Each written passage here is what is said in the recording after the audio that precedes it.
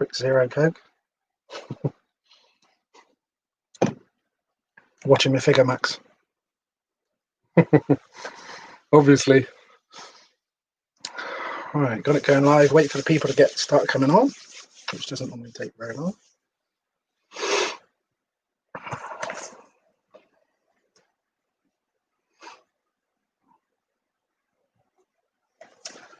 Right, I can see a few of you coming on now, people. Good evening, anyone that's coming on now. How's it going? There's a few coming on. Yeah, there's quite a few coming on now. Evening all, Lee Ashby here, Motocross and Speedway Memories. Just get my thank yous out of the way and then we'll crack on with a great interview I got for you this evening. Okay, big thanks for the support to Simon Pardo of White Eagle Finance. They give quality financial advice for pensions, mortgages, investments and protection. Check the website out at www.whiteeaglefinance.co.uk. Big thanks to Stefan Everts with his S72 gin and vodka brand. Check all his amazing products out at www.s72gin.com. And also a big thanks to James Burfield of Even Strokes online off-road shop. You can check it out at www.evenstrokes.com, and they've got loads of deals on at the moment, so make sure you get on that. And they're on Facebook, Instagram and Twitter as well. Right then, people, I can see there's a load of you coming on now. That's beautiful. Evening all. I can see you all saying evening. Good to have you all on. I hope you're going to come on with some decent questions tonight. Normally don't let me down. Right, here we go then. Let's get this going then. Right, this man has got 20 race wins in the GPs in the MX2 class, including 6 GP wins. He also was in the MXGP class, and he had 3 race wins, including 6 podiums. He's just come off a 9th place finish in the America in the 450 class in the prestigious AMA Outdoor Motocross Championship. Obviously is MX the Nation's Team GB hero, British and AMA motocross star himself, Mr. Max Anstie. I'm going to bring him in. Here he is. Hello, mate. Sounded like a Supercross intro, you know. It did, didn't it? Yeah, you should have come through the well. smoke. You should have come through the Paris Bercy smoke. Exactly. That's it. No, it sounded good. Cheers. I can introduce you anytime you want, Max. All right, wherever you're right. Yeah, no, it was good. You did well. Cheers, mate. I'll take that. I'll take a tick off from Max Anstie there. Beautiful. How's it going then, mate? How are you? Good. Everything's going well. I just got back from, I did 2 days of testing the last couple of days on Supercross, getting myself back going again. I actually had to have it was a month off the bike total. After outdoors, I started riding Supercross. I did 3 weeks of base setup, just getting the feel of riding Supercross. And then I randomly collapsed my lung. I had a spontaneous pneumothorax, they called it. Long story short, I was out riding. Everything was fine. Didn't crash, didn't overjump anything, didn't do anything weird, and came off the track, was chatting to my team. Yeah. And then I was like, geez, I can't breathe. Like, I feel a bit weird. Tried to ride again, couldn't even ride. From the space between one moto to the next, I was like, I was dying. Wow. And it was really weird. Then that was on a Monday. I managed to get in with the doctors, got all the scans, all the stuff. By the Friday, I was dialed with what the surgeon wanted me to do. And he was like, look, basically, you've got, when you grow, when you're younger, like 14, 15, 16, you're training, it's common in athletic males for some reason, more than women, that you can get these blisters on the top of your lungs where your chest is growing at a different speed or something like that. They call them air blebs, but basically they're blisters. Okay. So he said, look, you've got 2 choices, and sometimes you go your whole life, never have an issue, but because I punctured my lung from a crash in Lawnmower GP in 2019, they said that I had like a 70% chance it was going to come back again. And they said they have no idea when. It could be in 3 months or 3 years. So I was, and they said, right, what we can do is we can do a surgery to cut out these blisters. It's a bit of an invasive surgery, but you're only going to be, it's 4 days in hospital, but it's only 2-week recovery time after that. So by the time I got the COVID test, had to get into the hospital, did the surgery, had 2 weeks off. Then like now I'm finally back riding again. So, but to be honest, as kind of a bigger deal as that sounds, this is the time when I could have had the time off. So basically, I had a 4-week holiday. Yeah, I had a 4-week holiday, but I spent a few days in hospital. So, yeah, part of the holiday, was it? Yeah, but it was it's not too bad. I rode Monday for the first time, and then yesterday I felt loads better. So just my side, like where I had a chest tube in for a few days. That was annoying, like where they drilled through my lat muscle. But I'm going through the whoops. Yeah, the team test track, the whoops they built are absolutely massive. Like I haven't seen whoops that big in my entire life, and you can't even roll through them. So you just have to hit them. And I was like, okay, well, this is a good test, isn't it? First lap, go, yeah, Yeah, I went random for a good 10 minutes, and then I was like, oh, I need to like just get on with it now. But yeah, overall, I'm doing well, and I'm looking forward to Supercross. So yeah. I was just about to say, on the Supercross side then, because I take it obviously as you had your first stint in America, I remember, and so it's been quite a while in general done the Supercross side. Yeah, I mean, obviously, I was kind of always brought up, like even as a kid, like 7 years old, my dad always used to teach me techniques. It was never about going fast. It was always skills, and like we used to have so many riders train at the place in England at Thruxton. Like a lot of the good British riders, like even Jordan Booker. Is that where you went? Yeah, no, it was. I knew that well. Yeah, I knew that well. Yeah. Practiced there in the 90s. Yeah, well, no, so it wasn't Thruxton track. Opposite Thruxton track, the other side of the A303 was my track from when I was probably, it was my dad's quad squad originally, and then I had two tracks there until I was about 12. Then we moved to a little bit further away, Greatly down the road, and that track was a proper track. But yeah, like I said, when I was a kid, that's all I did. Then I grew up doing the British Supercross, obviously more arena cross style things, but I was always really good at that. And I either rode Supercross or sand. I would go to school Monday to Friday and ride Supercross after school every day, and then go to Holland on a Friday, ride in the sand, Saturday, Sunday, race over there, and then come back Sunday night.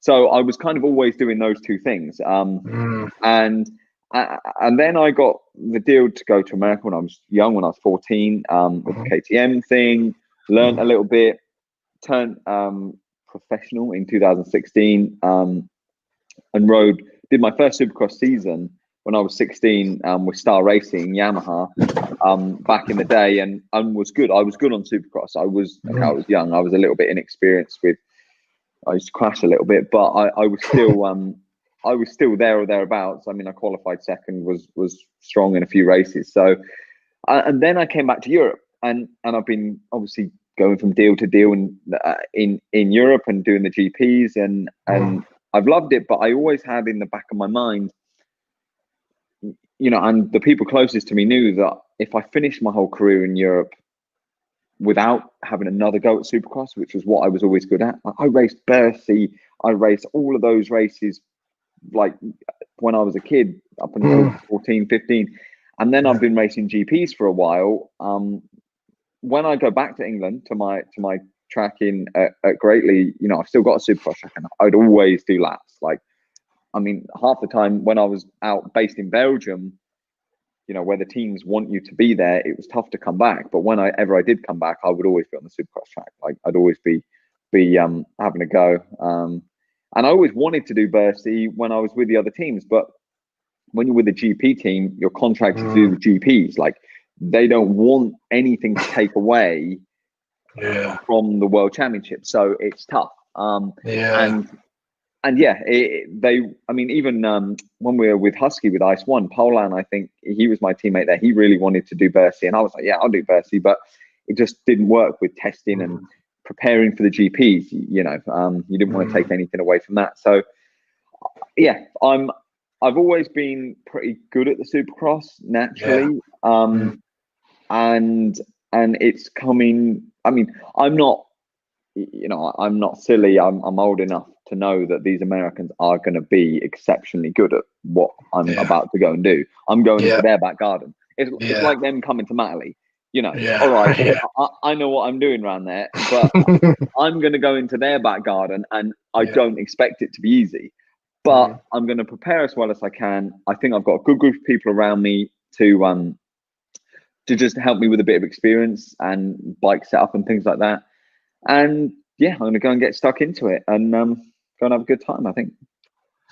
Cool. I see, bringing on, as I was just about to ask that, Neil Pearce has just come on Facebook and put, what is his goal for this coming season? I always get asked that question. It's a tough one because, like, you, as a racer, or as me as a racer, I suppose, I want to succeed. I want to win.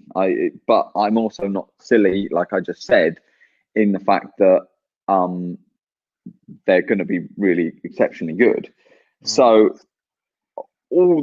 I'm actually not result based.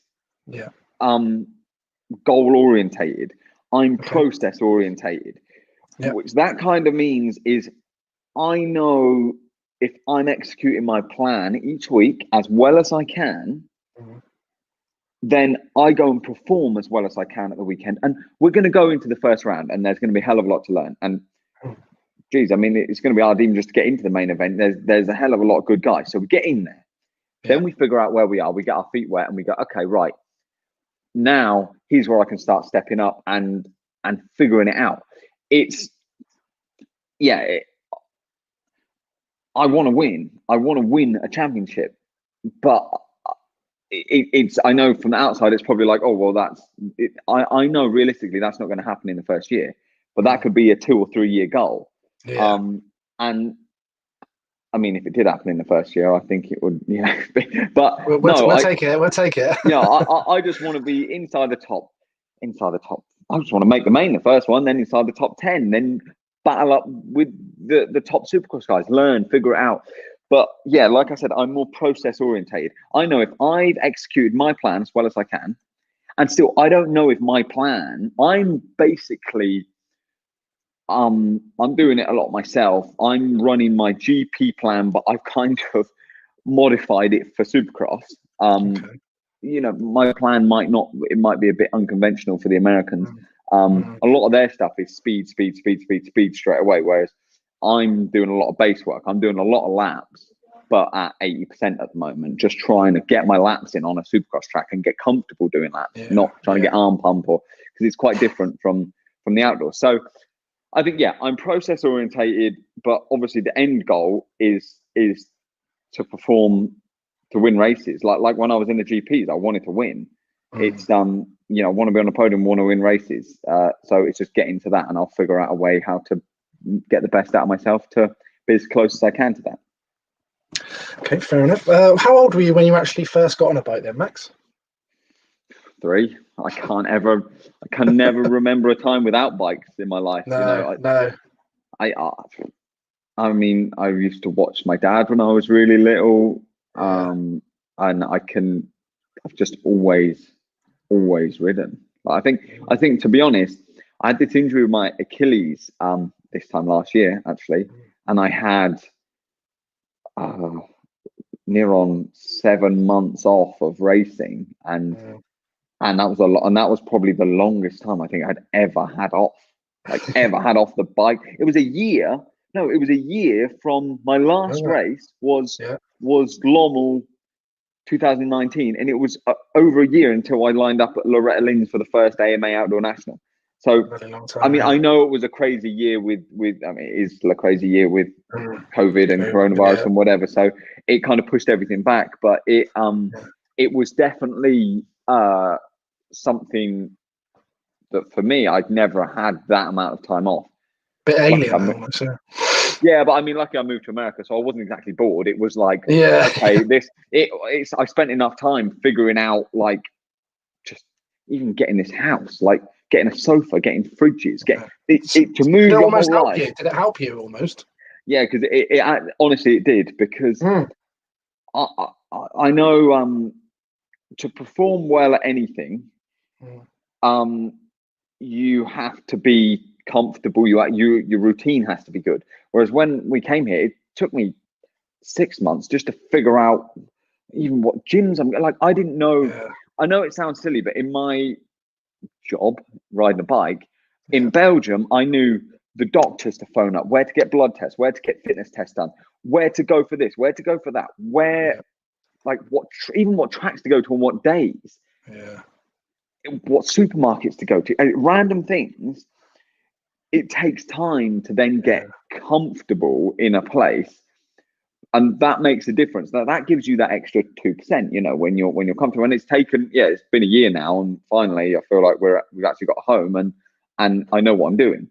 So that takes the time. But honestly, I've been riding a bike since I was 3, and I can never remember time really without bikes. What was the first bike? You remember? PW50.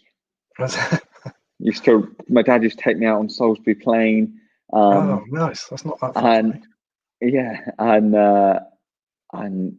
used to ride out there and all of his old tracks. That's the pictures. You used to ride around in big open spaces. Yeah.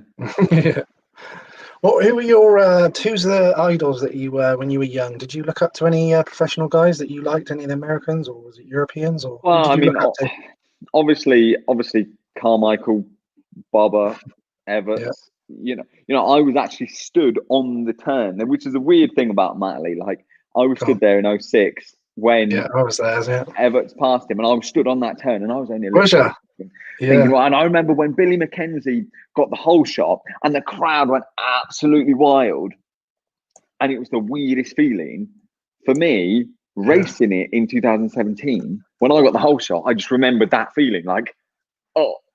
I'm actually in this position now. It's surreal, was it?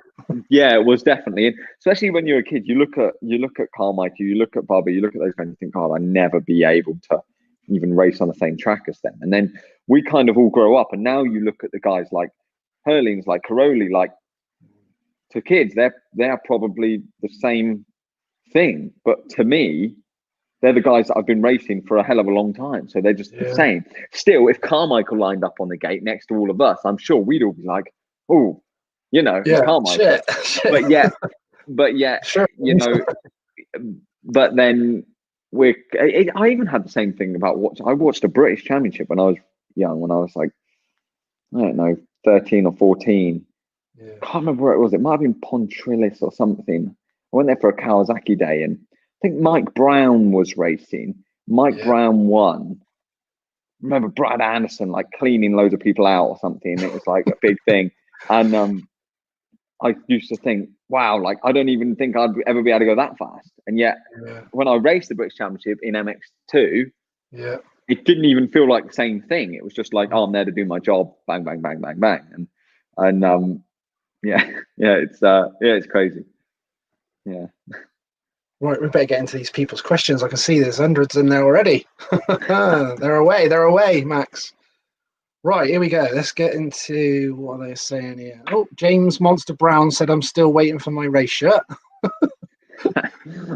I'm sure there's plenty of people asking those questions, aren't they, all the time? Yeah, there is a fair few. Just a few. Someone's put, oi, evening, Ashby and Anstie, evening. It's funny, actually, talking about shirts. Go on. In Europe, I could get whatever I wanted. I was kind of, obviously, like, from Matterley and from GPs, like, I was kind of expected to be on a podium. Yeah. I moved to America. Not saying that no one cares about me, but literally, unless you do Supercross, no one cares. They're like, I got like 3 sets of gear to start with. I'm like, mate, don't send me 3 sets. Send me 15. Like, helmet pads. Well, you sent me 2 sets of helmet pads. Mate, I go through that in 2 motos. Send me 30 sets. Like, it is quite. It is funny how, like, definitely the European world and the American world is so different from. Even not saying that I don't know. In Europe, I could ask and I could get whatever. Whereas over here, until you race Supercross, no one cares. That's weird. Yeah, like, I would give out shirts, but I generally don't even have that many. They gave me enough for the races, and that's it. Because the outdoors, to Americans, is like, even now they think, he's an outdoor guy, he's an outdoor rider. They don't. They don't know. they just think that I won't be able to ride Supercross or something like that. Yeah. But it's just a different mindset. Yeah. There you go, look, people. So you can lay off Max on the shirts. He's barely got enough to ride with. we're trying to ease that off, Max. Right, we've got Gareth Edwards. He's put, does Max thinks the USA riders these days are overrated compared to the past and current European riders? Because only for that lapper you would if you won on the US national. Yeah. So no, because okay. So Loretta's, that one was, to be honest, I was coming back from an injury with my Achilles, and I was. I could kind of say that I wasn't riding at my 100% anyway. So I've got two mindsets with this. Everyone always asks me this about the nations with the Americans and the Europeans. What you've got to remember, as a nation's standpoint, is the Europeans prep the track. It's basically a GP track. Even Redbud was, honestly, Redbud was like Hawkstone, weirdly. Like, it was the weirdest thing. Hawkstone with jumps. The ground, the way they ripped it, was sandy like Hawkstone. It was foggy, it was rainy, and it was freezing cold. You might as well have been at Hawkstone. So International. The Europeans know what they're doing. So for sure, the Europeans know what they're doing. The American practice tracks over here, especially in California, are nothing like what we race on. They're so perfect. You'll see the videos of everyone. They're built for doing scrubs and whips, and they're great. But you literally hold it flat. You got I've got little 15-year-olds that are absolutely flat out all over me around the practice track. But then you go to a bumpy track, and it's obviously a little bit different. Yeah, sorts it out. Yeah. But what I do have to say is the Americans spend 80% of their time preparing for Supercross. So that being said, I beat Tomac at Redbud Nations, and I started on the outside with both of my starts. And I remember going across the finish line, looking back, and he was right there. 1 week later, I think we were like 6th and 7th or something, right? 1 week later, he wins $1 million at Monster Cup. I was there watching him race Monster Cup. What do you think he prepared more for? Because I went 1-1 at Matterley Basin, and I got £427 from the ACU. He won $1 million a week later at Monster Cup. I guarantee if all of the Europeans would have been there, he'd have pretty much lapped everyone or whatever there. Yeah. So I honestly feel like they're not overrated or underrated. The top of any sport, whether it's football, whether it's hockey, whether it's Supercross or Motocross, the top of each sport is the top level. So the Americans are the top level of Supercross. They are the best of the best at that, because that's what they train for. The Europeans are the best at Motocross, because right now I see Paul's Jonas, I see everyone on Instagram. They're bombing around Gravenbroich in Germany.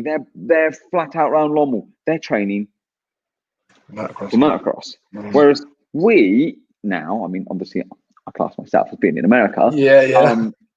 Obviously I could switch back into it fine, but I was riding yesterday. It's 20 degrees. The sun's out. I don't even have to clean my goggles. I didn't even put tear off on.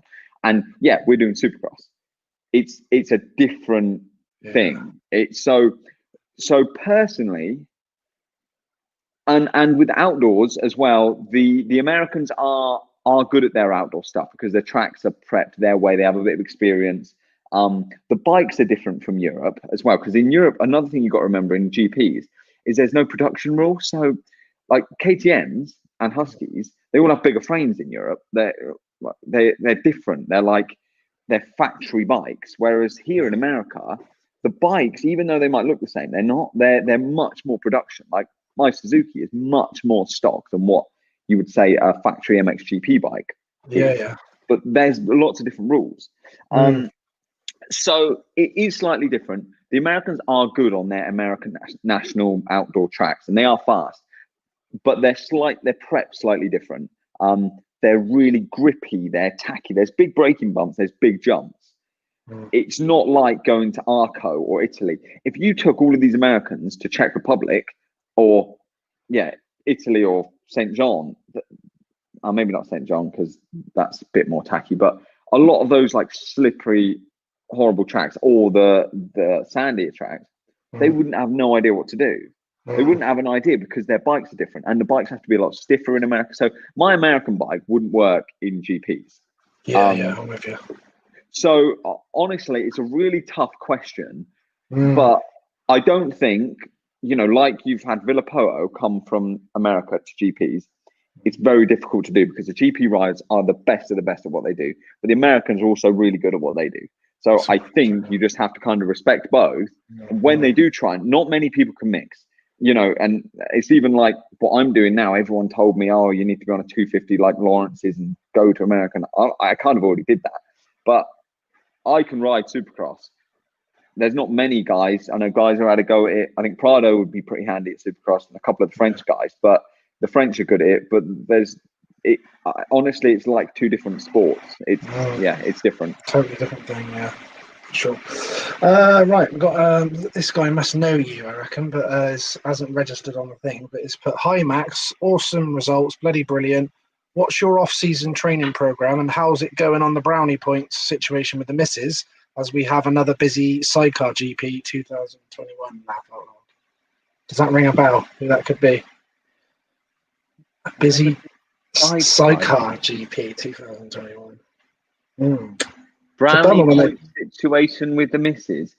Well, Millie's doing well. I don't even know where she's gone. But, no, Millie, she loves being in America. She's been with me since we've been in Belgium and in all over the world. It's different in America, but it's nice. It's not. It's, to be honest, a lot nicer than living in Belgium.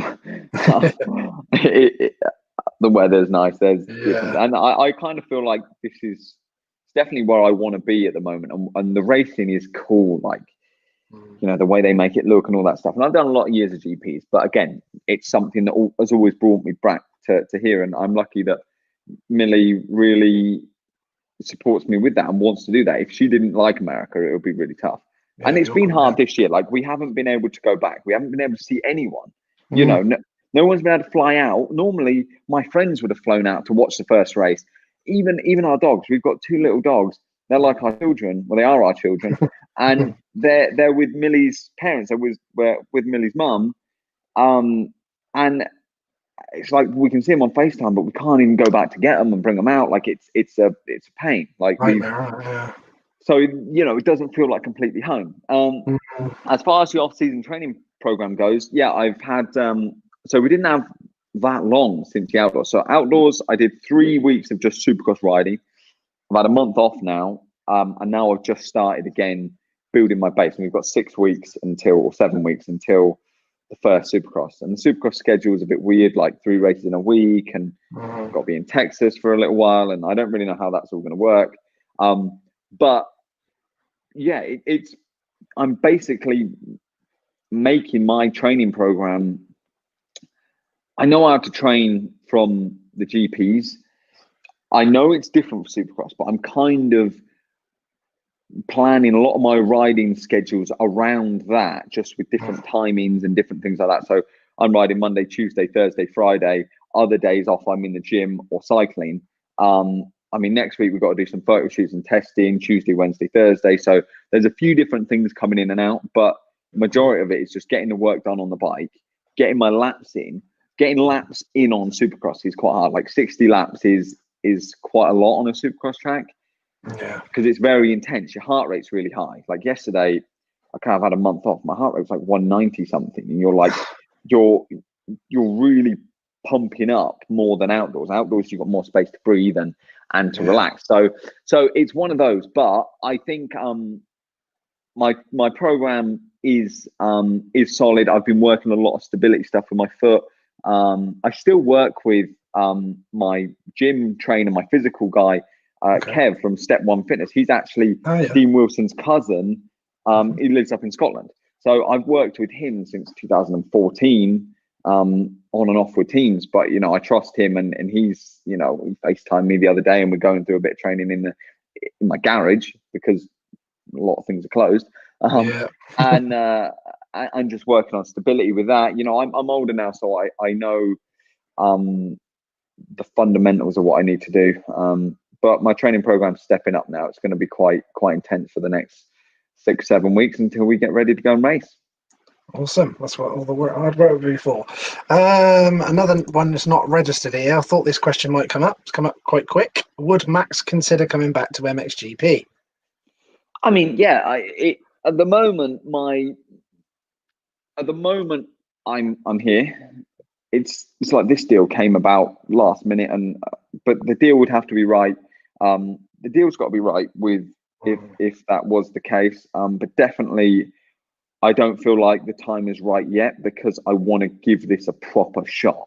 Yeah. You know, I wouldn't feel like if I didn't get to race Supercross, and you know, if I go out in Supercross and I'm like hate it, and I'm like, oh, I hate America after a year, then yeah, okay, we'll think of a different plan. But at the moment, I'm loving it, and I'm excited about the new challenge, and I feel like it's where I belong. So yeah, I think. I mean, you never say never. I never thought that. I remember getting off a 250 in Majora, Motocross Nations 2016, putting the bike in the truck of Jackie Martin's, thinking I'm never going to ride a 250 again. And I'm not even a very good day there. I was like, oh, great. Like, sort of thought, oh, I'm done with a 250. Right, leave it. When I first came over here, I tested with Star Yamaha on a 250 to be a fill-in rider for one of their guys. I hadn't ridden a 250 in years, so I could still ride a 250 if the right deal came up. I could still ride a 250 over here. It's weird. There's no age rule and things like that. So yeah, it's opened a few more doors for me.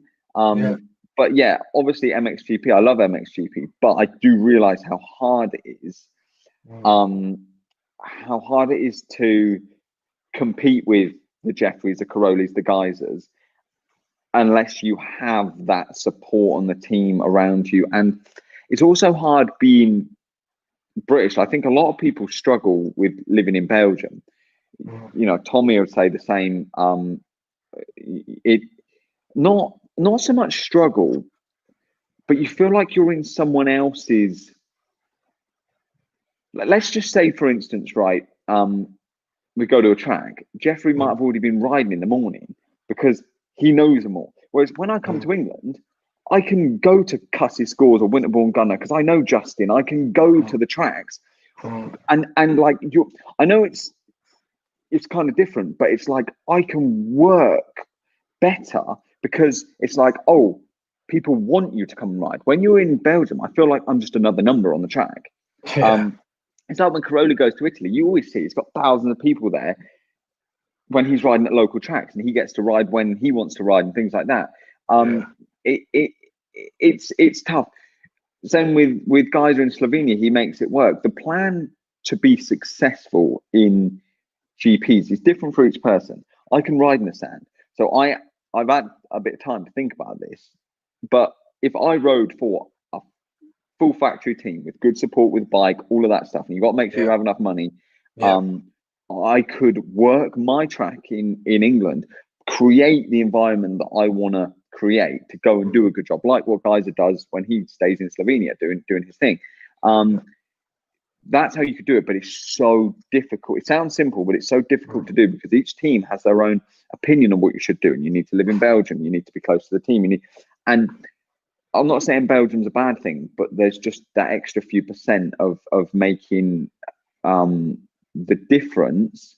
I really enjoyed my time being there, but looking back on it now, I feel like there's a better way to perform at a high level. So of course I would, if you know someone offered me a load of money, it's a different story. I'd come back and race the GPs, but at the moment I'm set on making this work out here, and this is where I want to be. And I thought about this the other day. Like, everyone keeps saying, oh, when I was racing the GPs, oh, you win a race or you win Matterley, and oh, you can try and be the next British world champion or the next British this and that. And I'm like, well, I want to be the first British Supercross winner. I don't think anyone's want to.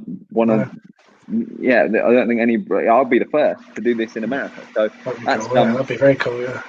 Yeah. So that's where I'm at. Fair enough, Max. Right, Ben Piggin has put, Max, is the contract signed, sealed, and delivered for the Het Twisted T Suzuki team next year? Well, what does it look like I'm wearing? Yeah, I was going to say. I was just about to say. Officially, we've got photo shoots next week. There's still a few things for Suzuki to be ironed out. That's what I'm supposed to say. There's a few things to be, yeah, because obviously JGR stopped and they're the factory team, but now obviously that's created a few more bits and pieces for us, which is good. Honestly, I'm really happy with my group of people, my group of guys that I've got working with me. And yeah, everything's looking like I'll be on the gate with them come Supercross, yeah. But there's still things to be ironed out, but that's kind of what I'm supposed to say. Okay, thanks for that. Right, we've got Gary Bithell. He's put, Max, only British rider to beat the legend Jeremy McGrath straight up Sheffield Supercross jump competition when he was about 8 years old. Yeah, remember that? No. I obviously remember doing the Sheffield Supercross. Yeah. I loved Sheffield. I loved all the going to the NEC, doing all of the British stuff. That was, I don't know, I was kind of made for that. That was what I was always really good at. And I was always good at jumps. I remember going to, I think it was Sheffield, with Tommy in 2007, and we had the press day or the day before where we got to test the track or something, and I made a bet with Tommy, like who could jump the triple first, and I was on an 85 and he was on the 250, and I think he was second in the world that year, and then we ended up jumping at the same time. But I was always good at jumps, and I always loved doing that stuff. So yeah, it was. I don't remember when I was 8, but I did a hell of a lot of races and stuff at Sheffield. Yeah, but it was I always enjoyed that. That's cool. Right, we've got Jim Redford on Facebook. I wonder if Max watched Joel Smet's interview last week saying that he should be doing the GP. I think he watches some of it. He did tell me that, which was quite nice. Yeah, no, I did. I did watch it, yeah, it was good. I obviously, it's doing GPs. I know obviously I'm expected to do well there, but trust me, being in America is pretty cool, and ride on a Supercross track. Like, you can go to Lommel, the hardest GP in the world, and ride it on a Tuesday. You can go to Glen Helen as well out here and ride the track, but Supercross is definitely something that I was always good at. I was good in GPs, and it's a weird one because I'm quite into the mental side of it. But I always used to try and tell myself that I liked those tracks, but I bloody hated the Italian slippery tracks and like the French tracks because I didn't do a lot of it when I was younger. I rode sand and Supercross, so I always struggled when it was like Arco de Trento, when it was slippery and like you really got to be on the edge. Whereas the American style tracks are, I feel, more suited to what I was good at when I was younger. Yeah. That being said, Joel Smet's interview was really good. But one thing that I did, I was thinking while he was talking was, I can understand why Herlings doesn't fully get along with, like, it sounded like obviously he doesn't fully get along with them or connect with him, sort of thing. Yeah. Honestly, Jeffrey is so fast. Like, I don't like, he's doing it right. I know he's obviously crashed a few times, but geez, the pace that they're pushing is high. You're not going to be perfect at that. And it's almost like he was like, oh, he's silly, he should have been doing it like this or like that. Like, mate, he's obviously doing something right. Like, and he's your guy. I'd feel like, yeah, like I have a lot of respect for the guys that I race against because I know how hard I work and I know how fast they are. But the other thing that I also took away from that, which I would talk to Joel about this. I don't really know Joel, to be honest. is he was talking about Conrad and me being inconsistent. Now, Conrad is another story, and I love Conrad. I've honestly, he was like my little brother for years. He is a great kid, and I think he's got great potential. I do talented believe guy, yeah, talented. I do believe that. And I haven't spoke to him in a little while, but I will probably ring him soon. But as far as it goes for me, with what he was saying, the biggest thing I learned in the GPs, which is another reason why I want to stay with my guys this year for next year, is consistency with teams. If you look at my career, every single year, I changed bikes or teams. So we started off 2009. I turned pro after my 16th birthday with J Law KTM, Jason Lawrence KTM. So I rode KTM in 2009, Star Yamaha in 2010. 2011, I rode for CLS Kawasaki back in the GPs. 2012, I rode for Garibaldi Honda. 2013, I rode for Suzuki MX2. 2014, I rode for Dixon Yamaha. 2015, I rode for Dixon Kawasaki. Changing bikes. 2016, Husky, Jackie Mines. 2017, Ice won 2017 model bike, which was the same as the 16 250, which was great because that was the easiest transition. I really liked my 17 bike, hence why I did so well at Matley. 2018, they changed the model. So it was completely bloody different. So all of our 17 stuff to 18 was like developing a complete new bike. So 18 was a new bike. 19, I went to KTM, as similar to the year before as it could have been. Then I've come to America on a Suzuki, and I was at the end of the KTM thing, and I knew how difficult it was to perform on standing construct, and I knew how good my bike was. So we really got it well. And just as I got injured, we got some new parts. Glenn obviously went on and won a load of races. Like I did really well at Lommel, won a race, solid. Like we really did well. And then looking into the next year, I had to change brands. Because their two guys, Koldenoff and Evo, Monticelli, were already under contract, and they had to go cut down to two riders. So I knew I was going to have to change brands. So I figured, well, I'm going to have to change brands anyway. Let's go to American and change brands. We'll get into the American bit in a little bit of how it all came about. But the thing with Joel, with the consistency, is Jeffrey, guys at Caroli, they've been on those teams and those bikes for year after year after year after year. And when you're at this top level of racing the World Championship, the difference is so small. So it's a few percent here and there. When you come in, you can't just test and get the bike right. It just doesn't work like that. I'm glad that I'm not changing bikes, even going into Supercross. I started riding Supercross, right? And I said, give me my outdoor bike exactly the same as when I finished at Pala, the outdoor season, just with Supercross suspension, because I know how when I sit on it, it feels like my bike. It's taken the year to feel like my bike. Honestly, standing construct was a brilliant bike, and I'd love to stay for the year after, because I honestly feel like I could have really started to perform. But just the way that it's gone, and I didn't want this to happen when I was younger. It was just like deals, and my dad controlled a lot of it when I was younger, and it was like, oh, here's more money, go here, go here, go here. But as I got older and I realized, even the 2 years that I did with Dixon, even though we changed bikes, I was really scared about changing bikes. When he threw it on me that we were changing Kawasaki, I remember we had big chats. Like it was like we were rocking the boat. But honestly, I mean, regardless of the bike change, it was so nice to work with the same people. And I realized that after I left and moved on, just working with the same group of people, you really get, it's consistency. If you're constantly changing bikes, you're not going to be consistent. And that is the hardest thing. In a GP season that's 20 races long, all different places, you can't go at Teutschenthal in Germany. I'm not feeling it. Let's go back to my 2018 setup, because you remember what I felt there? I kind of feels like this now.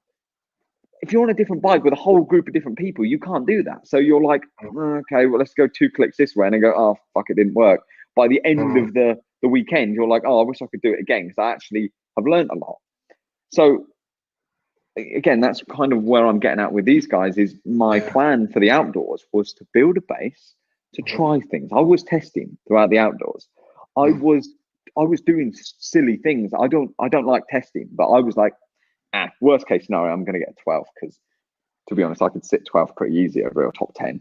So I was like, look, let me try this. I want to try this. I think this is going to work. And then I came in after one race at Red Bull. I'm like, no, that didn't work. Switch it back to this. Bang.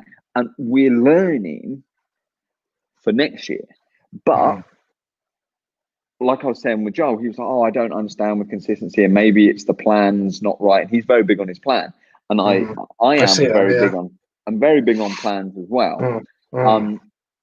But yeah, he doesn't know me. And he works with the best team in the GP paddock. That KTM team is the team that everyone wants to be on. Let's not lie about it. If you're in America and you're riding a 250, you want to be on a Star Racing Yamaha, because it's like cheating. You just sit on the bike and everyone's good. If you're on a 250 KTM, it's like you're gonna whole shot and you're gonna do well. Obviously, you have to do well and be a good rider as well. But there's a hell of a lot of good riders in GPs. And their team is very, very, very good. Consistency with team is a big thing, and that creates consistency at the races. You can't just. I used to think when I was younger, oh, I'm a good rider. I'll do it on my own. I'll do whatever. I'll do it on it. It doesn't work like that. Everyone is good. When you get to this level, everyone is fast. Even the guy in 20th is fast.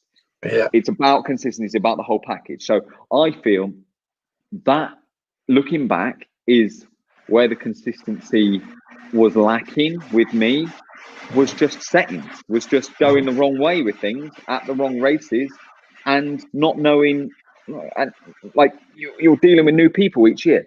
So you've got to learn it all again. Honestly, something that I've learned, if I could redo my whole GP career, I would. It's hard because the deals come up and deals go and you can't. But I wish I would have stayed, especially in 250s, more with the same bike, because it seemed like, I keep going on about this, but it seemed like when I got on that Garibaldi Honda, then I did a load of testing for them. I left and went to the Suzuki. The Garibaldi Honda, that's when Geyser got on it. It stepped up. It was better. It was better than the year before. The Suzuki, same thing. I did a load of testing with that. Then the year after, Koldenhoff went there and it got better and better and better. It was like, if I'd have just stayed, it might not be perfect for the first year, but if you just stay, even with Dixon, like he can probably build the only 250 that is competitive to a KTM to start. You know, his bike is the only other bike that's going to be getting whole shots pretty much. Well, it used to be anyway. I know the Kamea bikes are better and the F&H bikes are better now, but yeah, it's the whole package, and that's where I was listening to Joel's thing, and I thought he doesn't fully get that, because he's been with that factory KTM, and that is the best team, and you can see why it works. But when you're trying to do it yourself, it's not easy. And I don't have a Joel Smets to go and talk to. I do it myself. I don't have someone to ask advice of what do I look like. I'm asking my new team that don't really know what I look like. So they don't know if I'm just having a bad day or they don't know what I'm. People in motocross, they say, oh yeah, he's just having an off day, and I don't have off days. I'm always the same. I will always be fast. If I'm off, it's because the bike's not right, or I'm injured, or something like that. So it's you have to have a person, people that are like that know you. That's why Jeffrey has Ruben, his training mechanic. He's been with him since he was a kid. He's been on that team for years and years and years. So they know if he's having a bad race and he gets a random 7th, they don't just flip the lid at him and go, oh, maybe it's this, or did you sleep enough, or did you eat enough, or it's like, no, there's obviously something wrong. So you change it, fix it, bang, next race. There's if you understand what I'm trying to say. Yeah, I know what you're saying. Yeah. So you need, like you said, so that's helped. It's going to help you, obviously, this for the new season, being on the same bike. Obviously, the team started to get used to you now a little bit. I'm sure you're getting relationships and stuff. Yeah, definitely. My mechanic and my crew chief over here are really good. But yeah, it takes a long time. That's why the the best guys are the guys that have got a good group of people around them, and I think getting experienced or learning that throughout my years, yeah, it's been something that I wish maybe I would have took on board as I was a little bit younger. And I think a lot of young kids think that they're special, think that they're really fast. And especially in America, I see it all the time. They're really fast on the practice track, and they are fast. But when you race MX Tour and you race MXGP, there's a lot of fast people. So it's not just about you, it's about the team. The team creates the race wins. And obviously you have to train and you have to perform. You have to really lay it down on the track. But that's what we do every day. We are good at that. That's our job. But the team creates the stability and puts you at that level so that your base is high, so that your consistency, if you have a bad day, you're not dropping down here because you've gone the wrong way with a bike or you've completely changed something. So, yeah. So you've always got like a base of settings. Everyone knows where you're at and what's. And that takes years, and that takes a long time. 1 year on a bike is not long enough. No, definitely not. You're still getting used to the team, etc. Right, let's have a look what we got here. Kyle Flippants has put, where does he see himself in the next 2 years with the likes of Roxon and Tomac, etc.?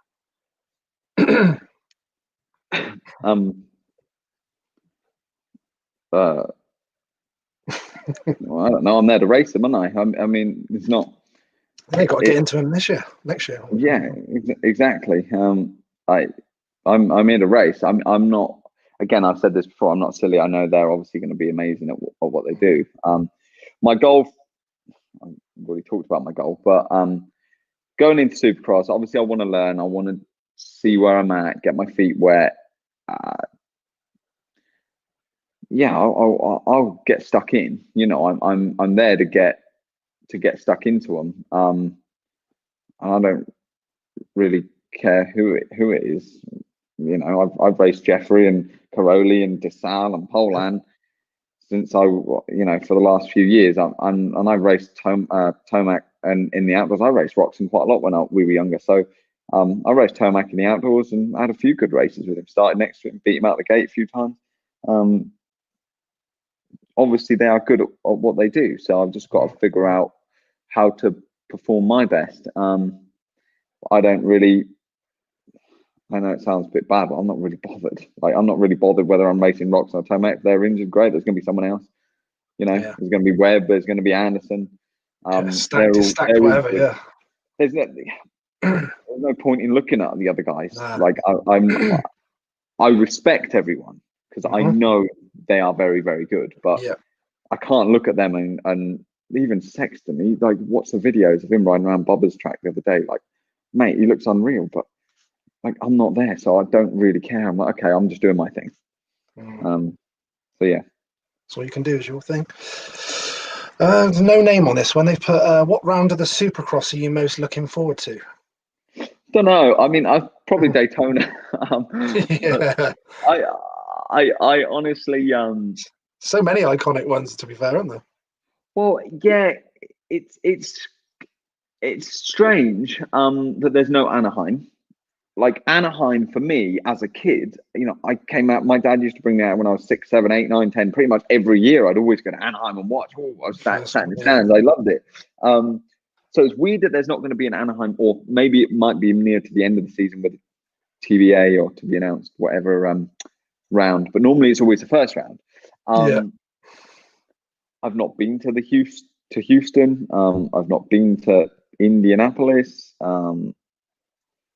It doesn't really make a lot of difference to me. Obviously, Daytona's quite iconic, bit different, more outdoory kind of thing, a bit softer. But again, I don't know. And again, like, I'm going in there.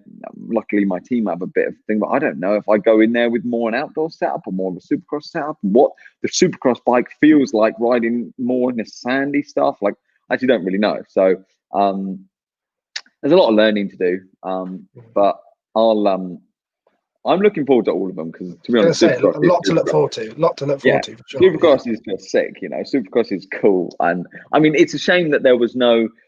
Monster Cup this year, there was no Bercy, there's no Ozex Open, because I think those races would have been really fun.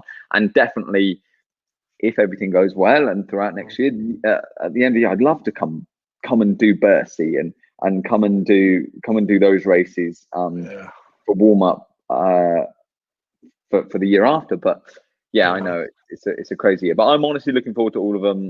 It's going to be weird with less fans, and I don't exactly know how it's going to work, but I'm just excited to go and get stuck into it. Yeah, fingers crossed that gets sorted out in the new year as soon as possible. James Monster Brown has put Ling or Black. Ling. Black's all small, and I remember hitting my hands on the chestnut fence everywhere around there. I had to have I ran handguards around there because and yeah, the fence. I kept hitting my hands on the fence or those singles around the turns. But Ling's a better track, bigger, wider, more fun. Blacksall was very good as well, but quite tight. Yeah. So Ling. Okay, fair enough. Got Kevin Bint here. He's put, after watching your dad always get out of the gate well back in the day, you seem to do the same. Is this something you have been taught by him, or is it in the genes, or is there a secret technique? Secret technique. No, obviously he taught me a lot when I was younger. And some of his techniques are a bit weird though. He used to use 4 fingers on the clutch on a 500, no start device, nearly loop out.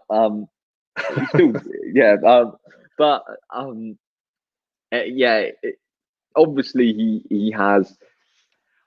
I think nowadays it's changed a little bit. I think what's been really helping, the Suzukis have been getting out the gate really well this outdoor season in America, the JGR bikes and us. And I honestly feel like it's just there's a lot more to do with now, like the way the package works, the way the engine works, the way the geometry works, the way the torque and traction and all that works. It's a bit more complicated now. And I honestly feel like my team figured that out. I mean, my crew chief used to work with Alessi, and my mechanic used to be Alessi's mechanic. So it's interesting, some of the little bits and pieces they've thrown at me with the start, and that seemed to help. As well as obviously, my dad, he taught me a lot when I was younger. So it's just a combination of things. I have also had years where I've struggled with starts in GPs, and I felt like, it's like hard to get out the gate and whatever. So nowadays the bike and the metal grill was different. See, when you're coming off that grill in the GPs, it's a different technique as well. I think bike character is a combination of things, but yeah, there's a few secret little things. Do you like that? Do you like those gates? I actually really enjoyed the outdoors over here because it was dirt starts. Like, you prepped your own gate. I was pretty good at, and these Americans are not that good at prepping their own gates. They let their mechanic do it, and the mechanic doesn't do it. So I've got a feel of it because where we used to prep our gates before. It's more of a reading of the dirt. You read, all right, are you going to get loads of traction? Do you want to make it loose, or do you need it to be more, like, to get more traction, or do you need to get wet dirt? Do you need to dig the sides out? It's more of having feel like that, whereas the mechanics just stamp on it and trample it in. I think there's more to be gained with the dirt starts. You can make an advantage yourself if you go and prepare. Metal grill is everyone's the same. Once you've got the technique down, everyone goes over the gate the exact same, because literally everyone's reactions are fast. You just let the clutch out. As long as you don't wheelie, you come out well. I think it's different in Supercross because they leave the ruts after the gate, whereas in GPs it's literally just dead flat. Like, it's the easiest thing. So it's all about power and the bike more. So I mean, I don't know. I don't know. I just deal with it. one of those when someone says, "Oh, do you like the track? Or do you not like the track?" It's like, well, I'm here now. I've got to race it, so I make myself like it. So I make myself like the metal grill. I make myself like the dirt when I've got to do that. So. Okay, cool. Right, Ian Chesterman has put, Max, why do you think the top Brit guys can be so fast, but they just seem to have no ongoing luck with injuries, etc.? Hence, we seem to be really struggling to produce a world champion. Seem to have no luck. I mean, like I said, I think I can only speak for myself, and I think it's decisions made early in your career can influence a lot of things. You know, I when I was 14, I had the 5-year KTM deal. The whole thing, I was set up with KTM, and then they changed a rule when I was 16 to if I didn't go pro then, it messed my deal up. And if I didn't go pro then I couldn't go pro till I was 18. And then you start at the bottom again. Then you start off with teams. You've got to build your way up to get back to it. There's a lot of good guys. There's a lot of great riders. Obviously, people get injured. That's what we do. That is the name of our game. You've got to be able to bounce as well as you can. There's a hell of a lot of great riders from other countries. And I think it's different from back in the day where you would get specialists, like the Italians would be really good in Italy and the Dutch would be really good in the sand. Pretty much everyone's good everywhere now. Yeah, I can only speak for myself that if I was to, I was even telling my dad this the other day. I said, if I was to do the GPs to win a world championship, I would need factory Honda or factory KTM or whatever to supply me with I need enough money to do what I need to do correctly. Yeah. Set myself up a little bit like what Geyser does, because I feel like the way he does it breaks the mold of everyone's thing is go to Belgium. Yeah.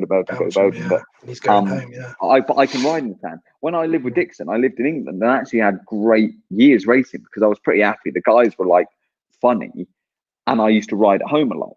And I literally went from 1 year at Lommel to the next year at Lommel and I never rode at Lommel the whole year. And yet I went 1-1 at both years, or I won the overall at both years. Yeah. So I feel like each person is different.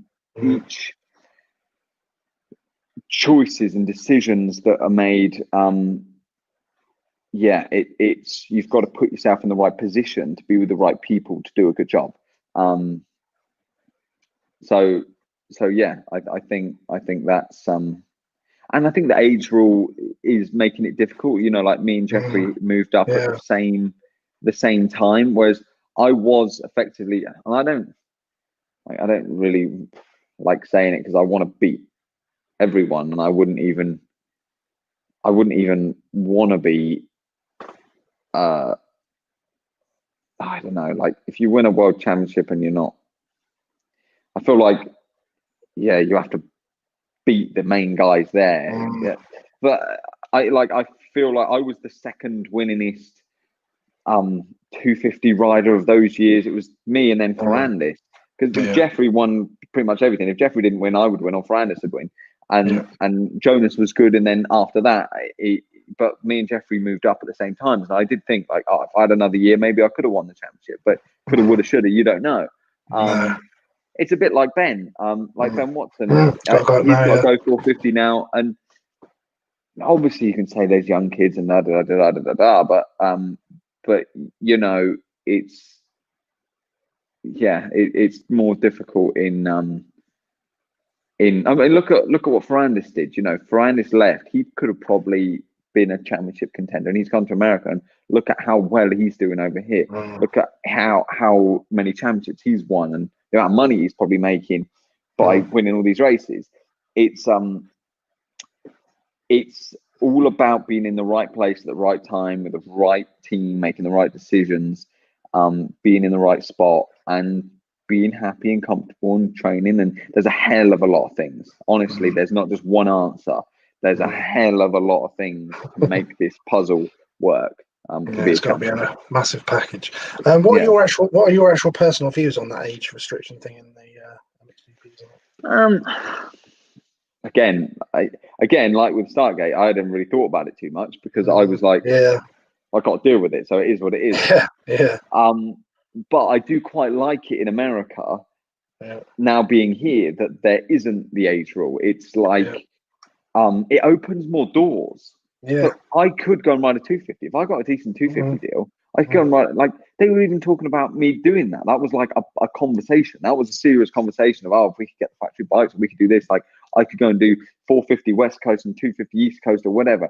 And I'd be a big boy in the 250 class. You know, I've spent years racing against DeSalle and Poland and Van Orbeek. Those boys know how to push you around. Whereas obviously, like the kids are really fast, but there's still I'll be able to hold my own. Not a problem. But yeah, you need the right bike and the right equipment. So I think it opens more doors, and it creates. I think that's another thing that it feels like to me, and I know obviously each team is their own. So I'm not like putting a downer on any team in GPs, but it feels like the GP, the main focus is MXGP, the MX1 class. That is it. The 250 class, it's only KTM that put in the same amount of effort. So they have the budget, the setup, the bike. So whereas over here, Pro Circuit is the iconic Pro Circuit. That's a 250 team. They spend all their money to build the best 250. Star Racing Yamaha is a I mean, now it's 450 with Malcolm and Ferrandis and Plessinger, but it's the 250 team. Geico Honda was the 250 Honda team. That was like the team you wanted to be on if you were on a 250. Like, it looks cool. So I feel like it creates more. The teams put a lot more effort in, whereas in Europe, I really feel like, it's obviously Dixon puts in a lot of effort for his, but he's a main 250 team. I don't know how he's the only one that can build a decent bike that can actually race.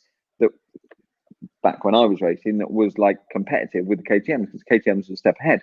Whereas over here, the KTMs that Troy Lee KTM or whatever they had wasn't particularly. You wouldn't think, I want to go and ride in that team. You want to go and ride in the start team if you had any choice. So I feel like over here there's a lot more. The 250s over here are a lot closer to the 450s. Even Ferrandis, like he's the same sort of age as me. Like the 250 class in America is much closer to the 450 class. Like the top 250s are really good, and they're older, and they're like the 450 class is like right here. Whereas I feel like in Europe it's a bit more of like, the 450 class takes priority over everything. So I don't know. I think there's pros and cons with it, and I do think the American way of doing it is good because it opens more doors and then less people be without rides. Like look at all these people paying for rides or trying to get a ride, or you can't get a ride and then you're riding for free or whatever. But if you've got an option to be a top 250 guy on a team, or and like over here they run like 4 or 5 guys on their 250 team. Like Geico had like so many. Star had so many guys. Like they do have so many guys. I think they got 9 guys or something with the 450. Like that's not even possible. Most teams only have 2 in Europe. You know what I mean? So they're creating space for people, which is good. Options. Yeah. It's always good to have options. Gary's tried a bit of a cheeky one here. If you could ride for any bike brand, which one and why? And don't worry, Hep Suzuki will not see this. Right. They might do because I did post it everywhere. Right, for any bike, I've ridden for pretty much every bike brand. I have ridden for every one. Obviously, I don't know if he means like any bike brand right now, like what looks cool. I mean, Okay, so one thing I've learned is you can make any bike bad by setting it up wrong. You can have the 25 grand factory Kayaba suspension or whatever and set it up shit. And I learned this in 2013. I was on Suzuki then, and I had this expensive suspension that was like meant to be like a house, and I was so set in, I wanted it stiff. And I remember saying to my mate, said to me, you need to, like, your suspension looks like you need to soften it up a little bit or do something. I was like, oh no, I like it hard. I want to hit things hard. And I was just naive and stupid, and I didn't change it, and the bike was terrible, but it was my fault. So you can make any bike great. Honestly, the Suzuki is really good. I'm comfortable on it. The KTM was really good. The Husky was really good, obviously, at Matterley. Like, but I can also make them feel bad. It's about the work that you do. It's about the work that you do, and I don't know maybe it's not more about maybe the question is not so much about a bike. It's more about what team maybe you'd like to ride for in America. Yeah. In America, see, I'm new. I don't know the ins and outs of the team. So yeah, factory Honda, wow, that looks great team. Factory Kawasaki looks like a great team. They look great. But I've also been in Europe for a hell of a lot of years, and I've ridden for Ice One, the best looking team probably in the pits. I mean, look at their truck they've got now. They've got a Ferrari Formula One car sat in their workshop. It is amazing. But the grass is not always greener, and it's not always, it can be more about a vibe, about a feel. And I honestly have a good feeling with my group of guys that I've got now. I didn't even know this HEP team when I first came over to America and tried the bike and even entertained the idea of moving to America. You know, I don't think many people had, but I got a good vibe from the people. I've sat in a hell of a lot of meetings. In even at the end of last year, trying to figure out what I was going to do. I sat in meetings with a lot of teams in Europe and had conversations with teams, and I was 95% had a deal done actually with Dixon. I 95% had a deal done with Dixon. I was going to be riding Dixon for 2020 with Kawasaki. Like, spoke to Guttridge, everything was dialed, was pretty much and not I can't remember what I was getting at, but not with him, but like what I was getting at with the vibe is I had a good vibe with Dixon, but I've sat in meetings with other teams, with other people, and left there and just gone, oh, no, I'm just not feeling that. Not feeling it. And yet it might, I don't know why. And yet, when I came to America and I got this opportunity, I didn't know them. There was a hell of a lot of things that could go wrong. You know, I didn't know, moving countries, you know, risky, stepping out of your comfort zone, scary. Am I doing the right thing? Am I, like, I feel like I haven't achieved my goal of becoming a world champion in GPs. I'm like, oh, I don't know. I feel like I've got more to prove in GPs, but this door's opened. And honestly, I couldn't be happier where I am now. I'm a year down the line, and I'm so glad that I made the choice to come in. And my group of people are really good. They might not be as professional as Ice One yet, or they might not have as much money from the teams or from the sponsor, but the vibe is good and my people are good, and that is helping. That is a big part to me. So yeah. Fair enough. Yeah, that's cool. There's no name on this one. They didn't register it, but did Max enjoy spanning in for Merv at the VMX donations? Yeah, that was really fun. It's pretty cool. Honestly, again, good job we have got a long time, because I can talk about this stuff quite a lot. So you know how it happens now, see? Yeah, I do. You're blaming me. Even with the last question, I could have carried on and talked about how it didn't work out with Kawasaki and then moving to America, but I thought I might get into that later, so I just didn't bother. Which I can get into that. So yeah, with my dad. So at Farley, let's rewind. 2018 Matterley Basin. Yeah. So 2017, I had a great day at Matterley, won the Motocross Nations, was amazing. Yeah. 2018 GP, my dad decides to race the vets class, right? I'm like, okay. I'm like, great. He decided to race, but obviously I'm busy. I can't watch him really. I could watch him, but I couldn't even like doing his goggles and things. He don't know what he's doing. So I'm like, I couldn't go to the start with him. I couldn't do anything. I watched a little bit, but obviously I was busy doing my thing. So I'm on my plan, eating, sleeping, even when he's out there. So trying to get myself, and Matley is really busy for me. It was really busy for me. It was a crazy weekend. So on Saturday, I think it was Saturday or it was Sunday, I can't bloody remember, but I missed the start of his race because I was doing something, and I remember afterwards or something, his start device came off I said, go slowly to the gate. He goes fast, goes over the little thing, the start device comes off. Anyway, I was like, silly little things. But anyway, so, and a weird thing about that day, which I can, so like, I think what as a kid, you're always like, you listen to your parents. My dad obviously raced. So like, I was always, if he told me to do something, I always thought, oh, maybe I'm doing it wrong if I don't feel that way. Or I remember in time training, like he always used to tell me in time training, oh, you need to get yourself like this, and get yourself into it, and do this, and do that. Blah, blah, blah. And I remember watching him in time training. I stood there and I was like, Dad, you're doing all those things that you tell me not to do. You're like, you're like, what are you doing? And it made me, I don't know, it changed my view on things. I was like, okay to feel differently from what you're told to feel. And at Matley Nations was a big thing as well, because, you know, everyone always told me this. Even, I'm changing the subject slightly, but in between motos at Nations, I raced the first race, won the first race, right? My family, so my uncles, whatever, they came over and go, oh yeah, but you wouldn't have beat Caroli and Jeffrey. They're in the other heat. Oh, you wouldn't have beat them. I was like, I just fucking won a race. So then I was like, so second race, I went out and beat them.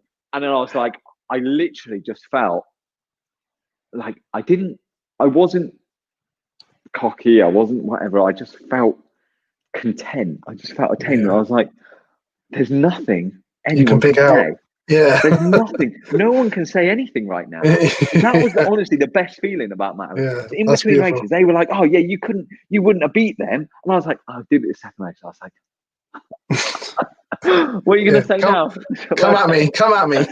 Anyway, so back to my dad. So we were the next year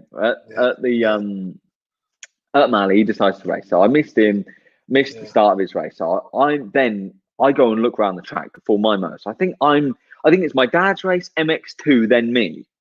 So I'm out on the track looking around because I'm like, okay, I can watch him a little bit and I can go and have a little look. 20 minutes for them is a long time. To be honest, the old man hasn't been riding that much at the time. The jumps are big. I don't know why they did it at Matley, and he gets carried away. He's like racing all these old guys. He's obviously struggling, getting arm pump, all this stuff. I can see he's struggling, but fair enough, he's doing his thing. I'm stood on the sweeper at the top at Matley, where Everts went around Bob at that sweeper. So I'm stood around there having a little look at the track, and there's like 2 laps to go. He turns before the finish, and there was someone in front of him. But as they came out of the turn in front of him, they rolled the finish jump.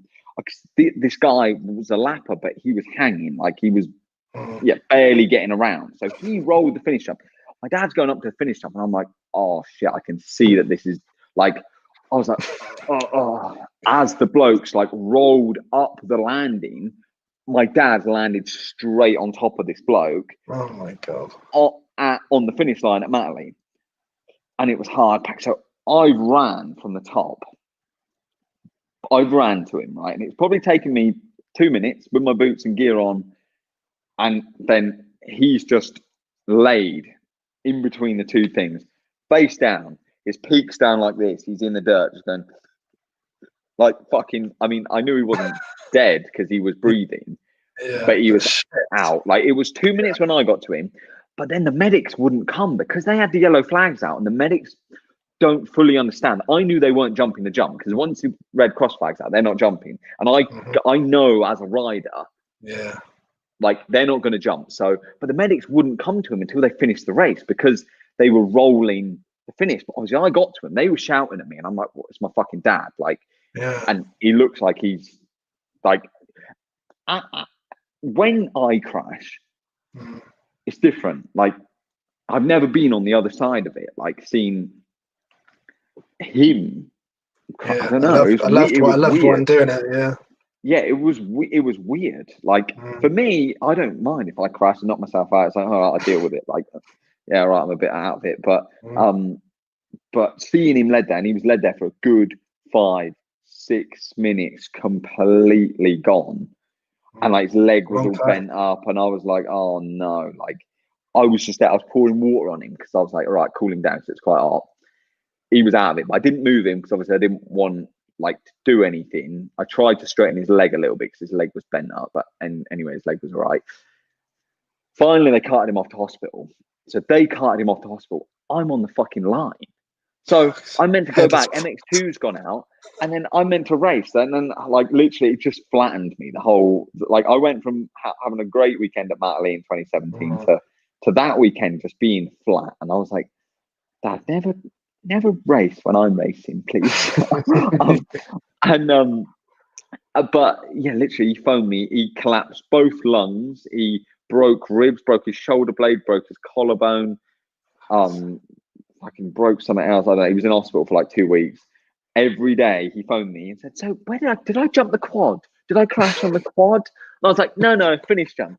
Okay, next day. And I have a 30-minute conversation with him. Exact same questions, exact same thing. For 2 weeks straight. I'm not joking. Every day. No. The same thing. Yeah, it was bad. And obviously, big bang, yeah. And yeah, no, I mean, I kind of feel a bit I don't know. I gave him a helmet for that race because it had a British design on it. And I'm not going to name any names, but it probably wasn't the best make of helmet. And he was just like, "Oh yeah, it'd be really cool. Like it's a British flag one." And then since then I gave him a Shoei. I've literally said, "You're not riding unless you wear a Shoei helmet now or like a proper helmet." But yeah, so then went to so then in 2019, I ended up getting injured. Well, I crashed at Lommel, got up, still won the race, went to Imola, and my lung, well, I couldn't breathe, and I had collapsed my lung, and it was from the crash that I had the week before. And basically, it knocked me out of the championship because they said, "You'll be fine in 2 weeks, but you can't fly for 4 weeks." And the last races are in China. So whilst everyone's in China, my dad was like, "Oh, I'm going to race Farley Vets Nations thing." So I thought, "Oh, okay, I'm going to come over and have a watch." And yeah, it was really nice to actually do that. I was nervous. Like I was more nervous just because obviously the last race I'd seen him, he crashed his brains out. It didn't help. But he did well, and honestly, Farley was a great race. Like, honestly, it was really fun to see. Like the fans there were so cool. Like they didn't care about me; they cared about all the old. Yeah, mind out the way. Where's your dad? It was great. Yeah, it was. Where's your dad? Or where's this guy? Where's that guy? And it was actually really nice to see, you know, and the old two strokes and it was safe. They did a good job. Like honestly, they did do a good job. And I remember watching Mike Brown on that 125. Geez, he was quick around there on one of those old. Like, I don't even think I'd want to race him around there. Flat out bars were dragging. It was a cool. Is that you beeping or is that me? I haven't got no beeping here. Something's beeping, but I don't know if that's me. Okay, it's not your ear things going low or anything, is it? No, I had 98% before I started, so I don't know. Okay. If they do, then I'll have to do it with that. I don't know. I don't. Yeah. Anyway, yeah, we're all good. Carry on. So you took it in a bit more and sort of enjoyed this sort of occasion, as it were, a little bit. Yeah, and nervous, to be honest, obviously. Like I was always racing. Like I was always. I would have normally been busy. Racing, so I probably wouldn't have been able to experience that. To be on the other side of the fence was quite weird, but quite cool. It was quite a good, nice experience to do with your dad. Like he used to race. Cool. I never really watched him race when I was young because I was so young. He's always watched me, and it was quite nice to just do it the other way for that Farley race and just kind of experience it that way was something that I think is nice to do with your dad or whatever. And to be honest, if I wouldn't have been injured, I wouldn't have got to do it. I probably won't have. I don't know if I'll get to go back, because I'll probably be racing all the time unless you're injured until you're done racing. You know what I mean? So it's one of those where it came up at the right time, and it was a good experience. So yeah. I don't know what Kyle's on about there. He's put Lee Ashby versus Max Anstie. It's on Suzuki at Fox Hill. Steady. Don't get me involved. What did you think of, because Fox Hill's my home track, Max, what did you think of Fox Hill? I remember you there, watching me there at British Championship Kawasaki, I think. Yeah, it's my home track as well. I'm Newbury. Well, I was at Newbury. Swindon, Newbury, Reading way, yeah. Yeah, exactly, close. Yeah, Fox Hill's nice, cool track. Yeah, I like doing the British there on I remember Brian McKenzie and Lenoir was really fast, obviously, and Clark, Stephen Clark. Like Stephen Clark was really good there on a 250. Yeah, cool place. I raced there once on a 65, I think, as well, for a Ken Winstanley KWS round. Oh yeah, I remember them. Yeah, I remember them. I reckon I am running out of battery because I've only got one. Is that what you get? Is that what the beeping must be? I reckon, telling you that it's running out. Yeah, but it was. Do they normally last this long? Obviously, maybe they're our jobs, are they? I don't know. Now, I'm yet to invest in that. I think these earpods might be running out of battery. Do we have any other headphones that I can plug in? Oh, you don't have a plug on your laptop. Oh no, you do. I might have.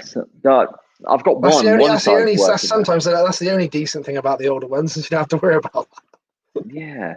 Yeah. I mean, I do use these. I use these all the time. Like if I'm, running's better. I've got some Bose ones that I run in there, like stick in your ear a bit different, but yeah, I've got one side. So if I lose you completely, then I'll get. Okay. I don't know why. No worries. Right, I got Max Anstie. Oh, Max. Seen him at an Evo meeting recently. Remember the fuck off tarantulas in the workshop? Not sure how it's spelled. I'm not sure how it's spelled though, but yeah.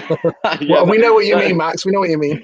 Yeah, no. Oh, Hendy used to be out with Jordan Booker all the time. Yeah, when we were out in out the back in the middle of nowhere. Yeah, actually, I live more. I live in Murrieta now in California, which is like the hub of America. It's a bit nicer, you know.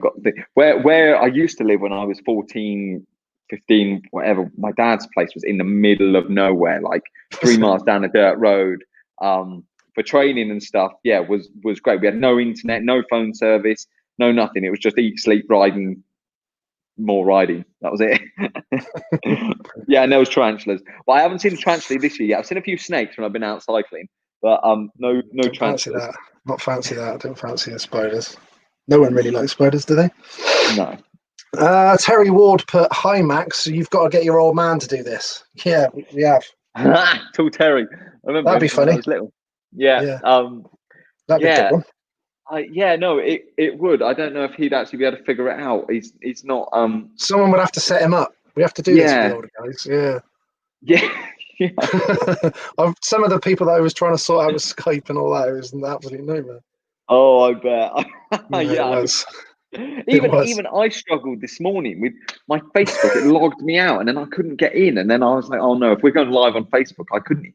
I used to be able to Instagram, like my post on Instagram, to go to my Facebook, but it was not working. And then it logged me out, so I had to change my password. And then it wanted to send 3 random people. Obviously, I've got X amount of 1,000 people that I don't even know. And it was like, "Oh yeah, we're going to send these people codes," and I'm like, "I don't know these people. You can't do that." And then I don't know, it was a bit weird, but yeah, no, we will have to get. I'll have to talk to them and figure it out. Because even before you come on, didn't it? It told you that you had to go on Chrome, wasn't it, or something to put. Then I had to go on Chrome, which was fine, but then I had to log back into my email, which for some reason then my password didn't work on that. So I'm having a bit of a mare with that sort of stuff. But so if you had to do that to an older guy, you would be literally screwed. Yeah, I was nearly. Like, go on Chrome. It's like, what's Chrome? I was like, yeah, okay, all right. I don't know. I've got 2 minutes to figure this out. Yeah, you did well. You did well. Yeah, but I will. We will. I mean, he's over here at the moment. He's in America. He was going to go back to England, but then because you're all in lockdown and things, he was like, oh, he's been riding and stuff out here a little bit. So, yeah, I'll figure that out one of these days. James actually put that earlier on. That was Steve Kerwin, the sidecar guy, the bloke's name that asked the question about the sidecar. Oh, cool. Right. No name on this one. Did Factory Gas speak to you at all before signing Barsha? No. Again, well, I mean, so I've got an agent over here, manager, Jimmy Button. Yes, love Jimmy. That's how I can get into that about coming over here, but basically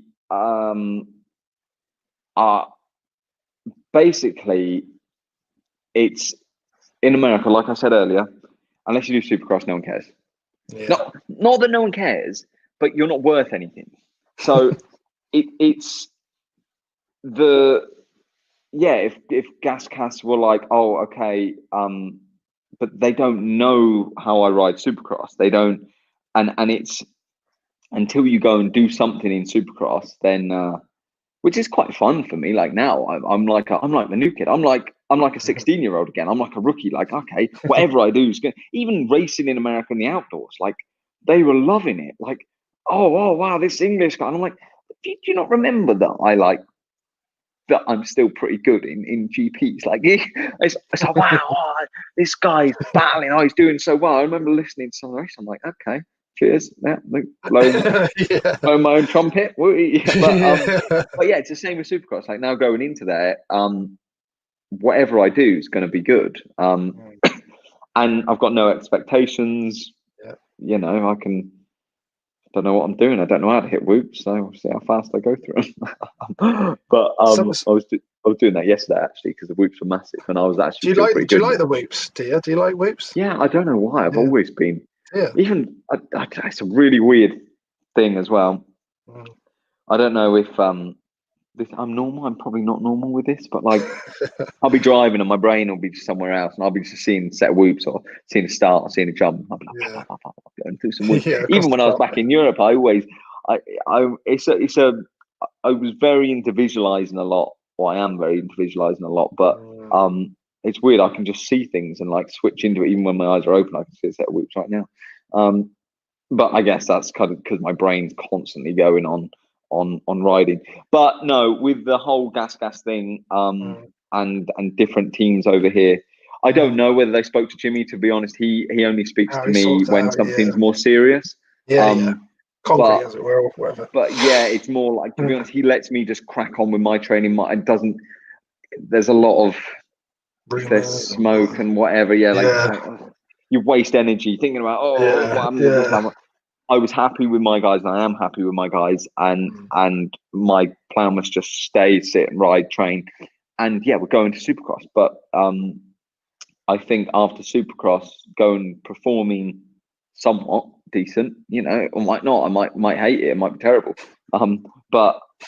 But you never know, and then we go from there. Then I think it will open up some more doors, and we'll see. But again, like I said, I love my team, I love my people, but yeah, it might just create a better situation for me where I'm at now. You know, we might get more support, we might get more this, more that, more money. Interesting. More money.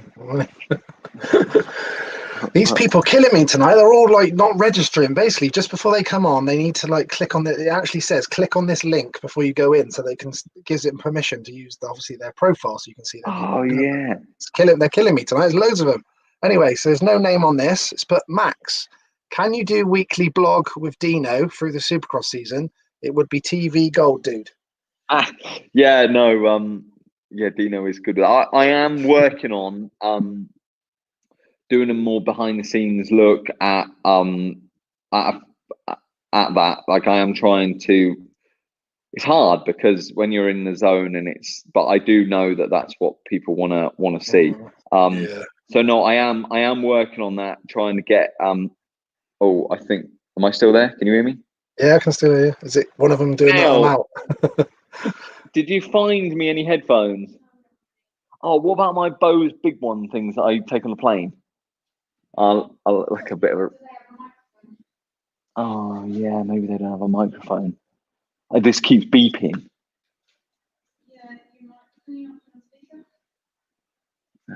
What?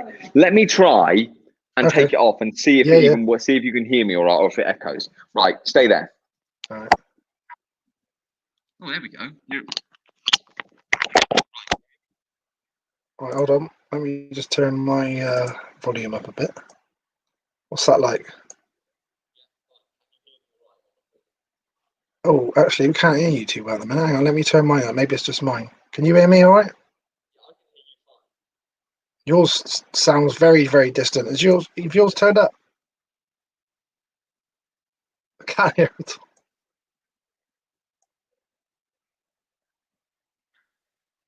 Right. Yes, can hear you now. Better? Yeah. A bit. If I sit back that's here, fine. It's all right. No, that's fine. Yeah, it's fine. Yep, so with the Dino thing, obviously, he does well with he's really good at his Instagram stuff. No, I am working on trying to do that. And yeah, I mean, maybe a little bit with him. It's tough. I get along with Dino. But it's hard when we're racing each other. I think. Yeah. To fully, like, I don't know. So, but yeah, and I'm also working on trying to put them on charge. So I know not next year because Supercross is, coronavirus, no one can travel. Yeah. What I would really like to do is a thing maybe for 2022, if everything works out and we stay over here, where I could bring a few people at each race, whether it's 4 or 5, whatever. They can have like a VIP experience. Chad Reed did a similar sort of thing. But I know English guys come out, Europeans come out, and it's like have a bit of a more behind the scenes look at like the hospitality, what I'm doing, be a little bit more with me so you can see, how it all works instead of just sitting up in the stands. So I'm working on something like that. I do think over here is the place to do it, and it would be nice because, having a British rider such as myself over here, and also with my team, I'd be able to do that. When you're sometimes with the factory teams and whatever, it's like strict, so a little bit different. This is actually a quite good question to go on to because I was just thinking this myself. There's no name, they've not registered. Damn. So looking forward to having another Brit to follow in the Supercross. That's exactly what I was thinking. How are you finding the test tracks, and what's your favourite American restaurant? Restaurant. What's our favourite restaurant now? Well, eat. But it's not. Don't say McDonald's. No, it's not McDonald's. No, to be perfectly honest, I know my wife sat over there, but she does cook really well. I don't like going out for food. Right, okay.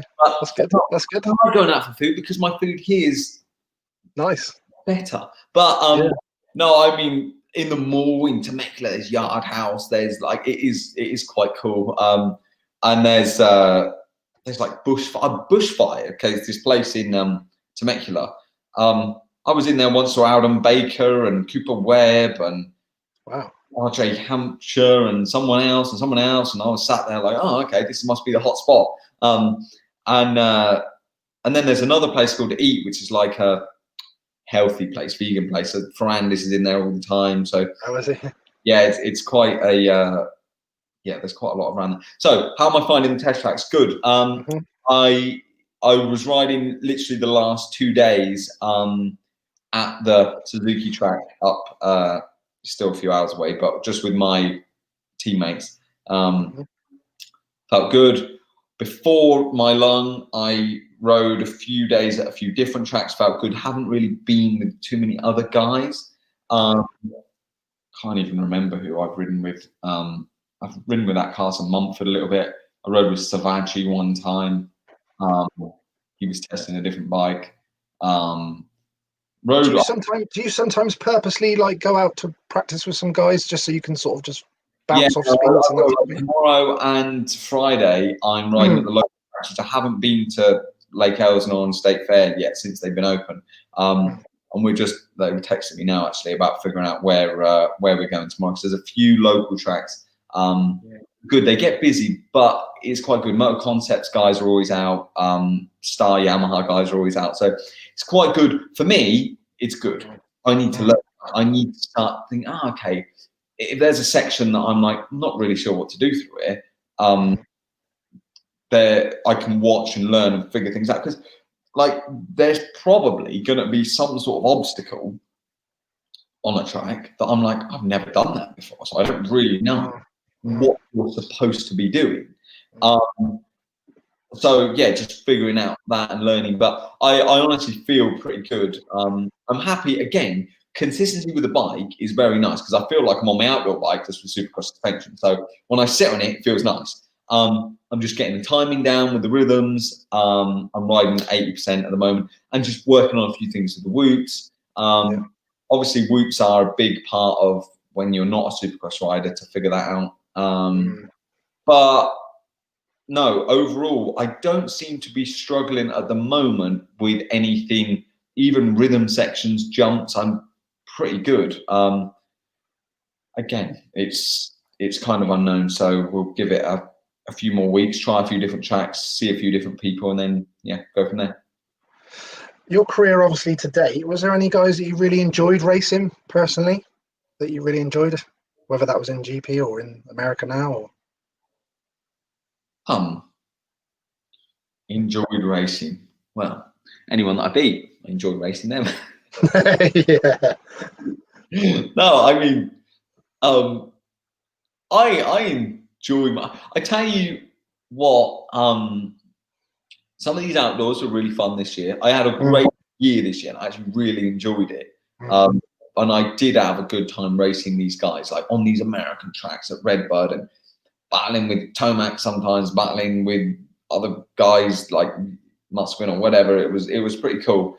That was fun. Also, a thing that stands out in my mind was Argentina, my very first 450 GP, 2017. I remember battling with, like, being in a group with Caroli and someone else was right behind me, and it was like intense as hell. Like I was dying. I was like struggling to breathe. It was fun because it was like, oh, we were always battling, like always around. Like that was really cool. I think it's not necessarily who, it's any race that you feel comfortable is fun. Because certain places where you're riding, you're just waiting for the race to end because you're like, oh, I really don't feel comfortable right now. I don't even know where to go faster. But there's other races where you're just like really able to push and flow and try this, try that, like that. You might have, and then that's really good fun. Yeah. What would you say if you had to say that? What's been your favourite race bike to date? Favorite race bike. Again, like I said earlier, they've all been good in their own way, and it's about that's a good person.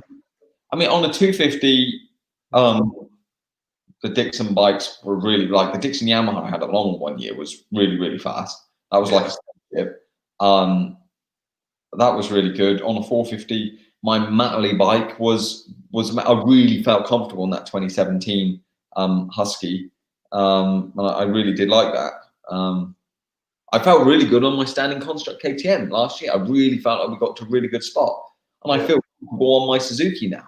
So they're all good, and every year everyone's developing so much. Like from, if I had my 2017 bike now, it wouldn't be good enough, because every few months, it's not even every year, it's like even every week there's new things. There's like, okay, we're making improvements with this. So the level is constantly pushing. Yeah, they're always changing, aren't they? Ever revolving. Did you have a favourite race number? I know obviously a lot of it over the years was dependent on finishing wherever you were in years before gone by, but certain race numbers, was there any certain ones you liked, and what was the reason? 99, obviously. 99, yeah, I knew about the 99. Yeah. What was the reason for the 99? well, what was the reason for 99? So I think I used to be number 9 when I was really little, on 50. Okay. And I don't even know why I was number 9. I think I saw my dad be number 9 once. I think no, he was number 8. He was different. I don't know. I liked number 9 when I was really little, like on a 50. Yep. Then I rode for this Dutch team in 2000, like I don't know, probably when I just got off a 65 to an 85, and I think like someone was already 9, so they signed me up as 99 for my first race, and that was the first time I ever raced Jeffrey, and I think I was 9, and yeah, Jeffrey was 8. No, was he number 84 back then as well?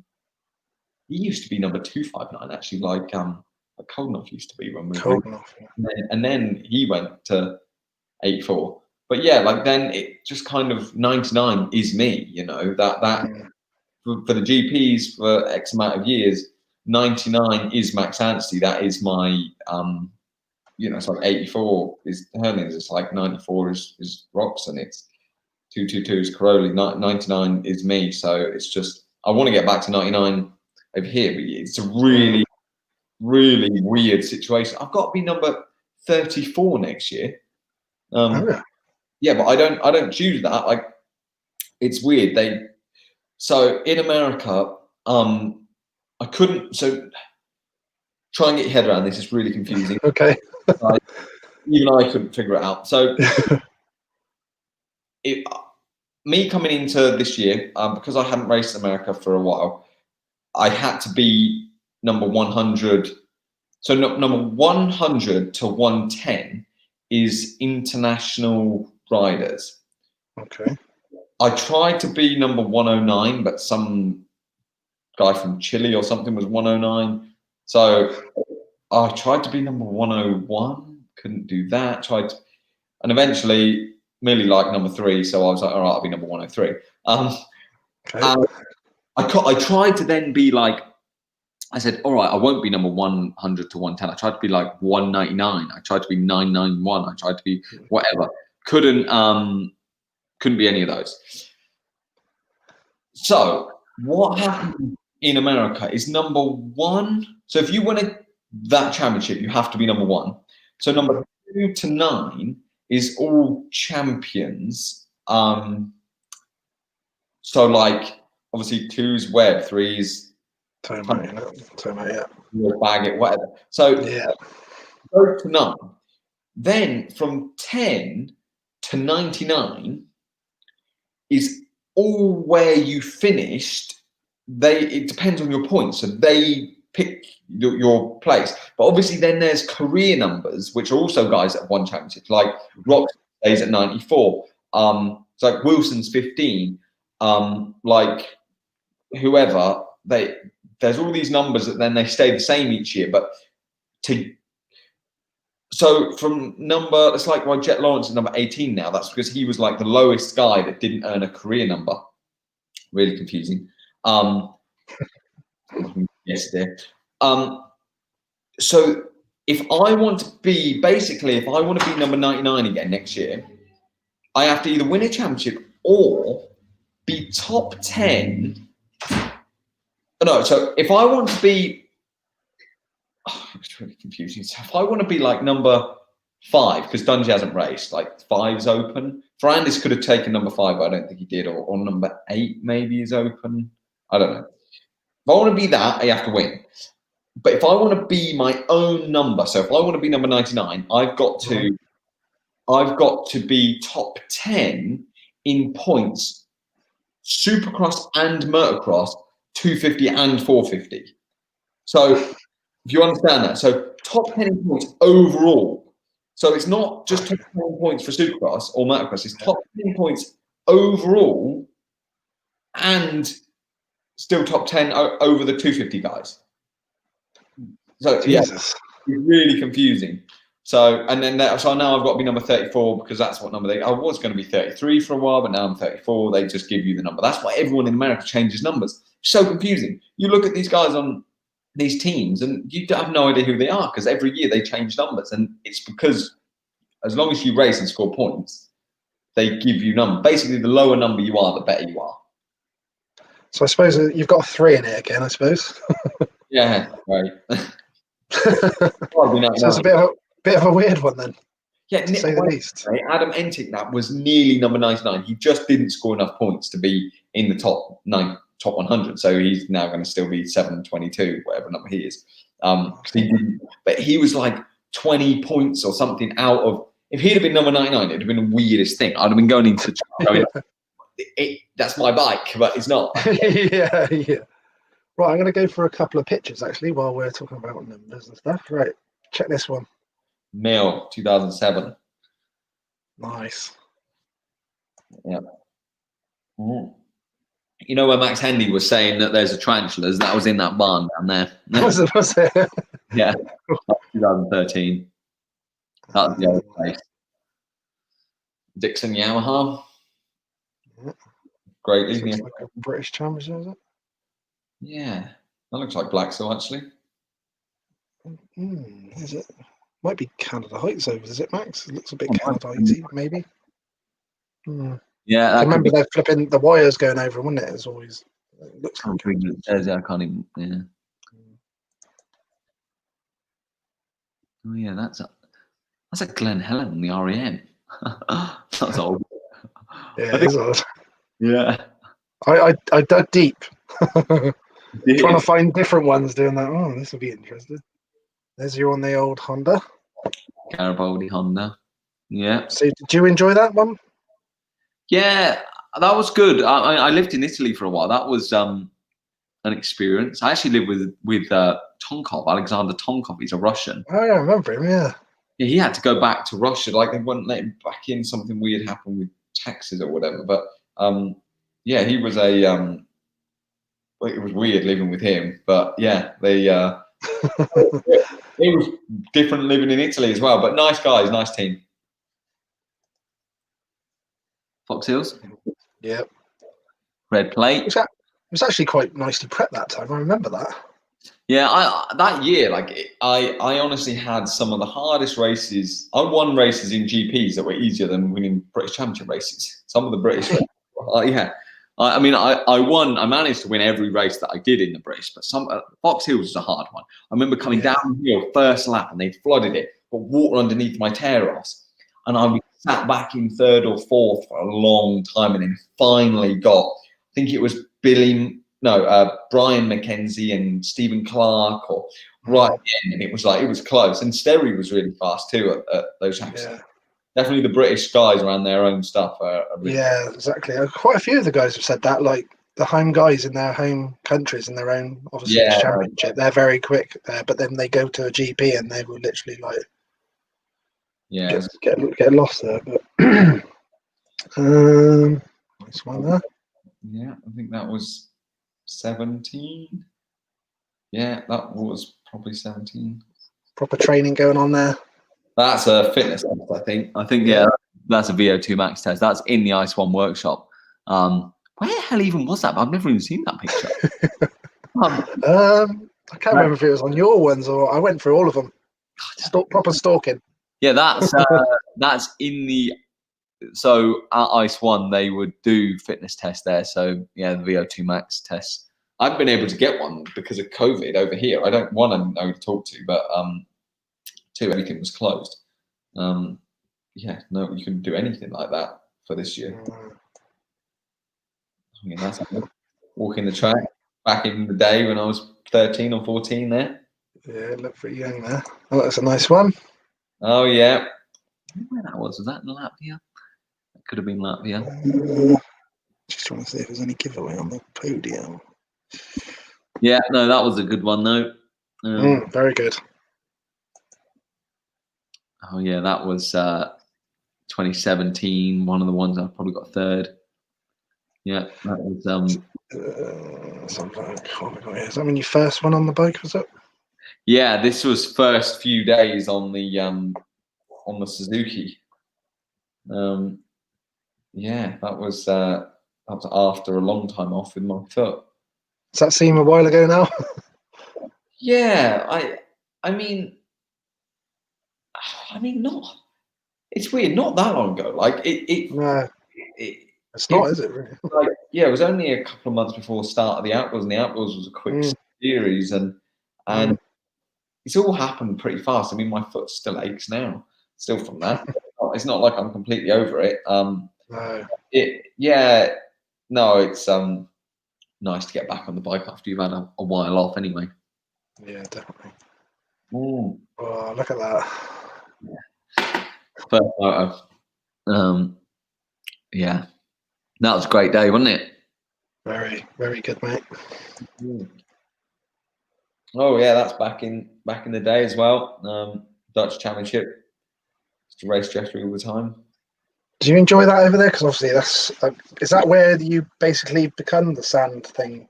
Yeah, I was always sand master. And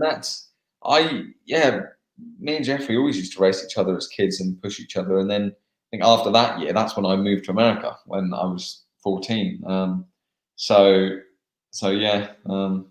enjoyed it. I liked the racing over there, and tracks, and it was hard. It definitely taught me how to obviously ride in the sand. But I think if you can ride in the sand, you can pretty much figure out other things. Easy. It definitely teaches you quite a lot, and it gets you strong pretty fast. It's definitely hard work, isn't it? So to do that and get that dialed. Yeah. After the first race, that was. That was after first practice actually at Loretta Lynn's. I was just so happy to be riding. Yeah. Like it had been a year from racing, crazy year with moving across the world.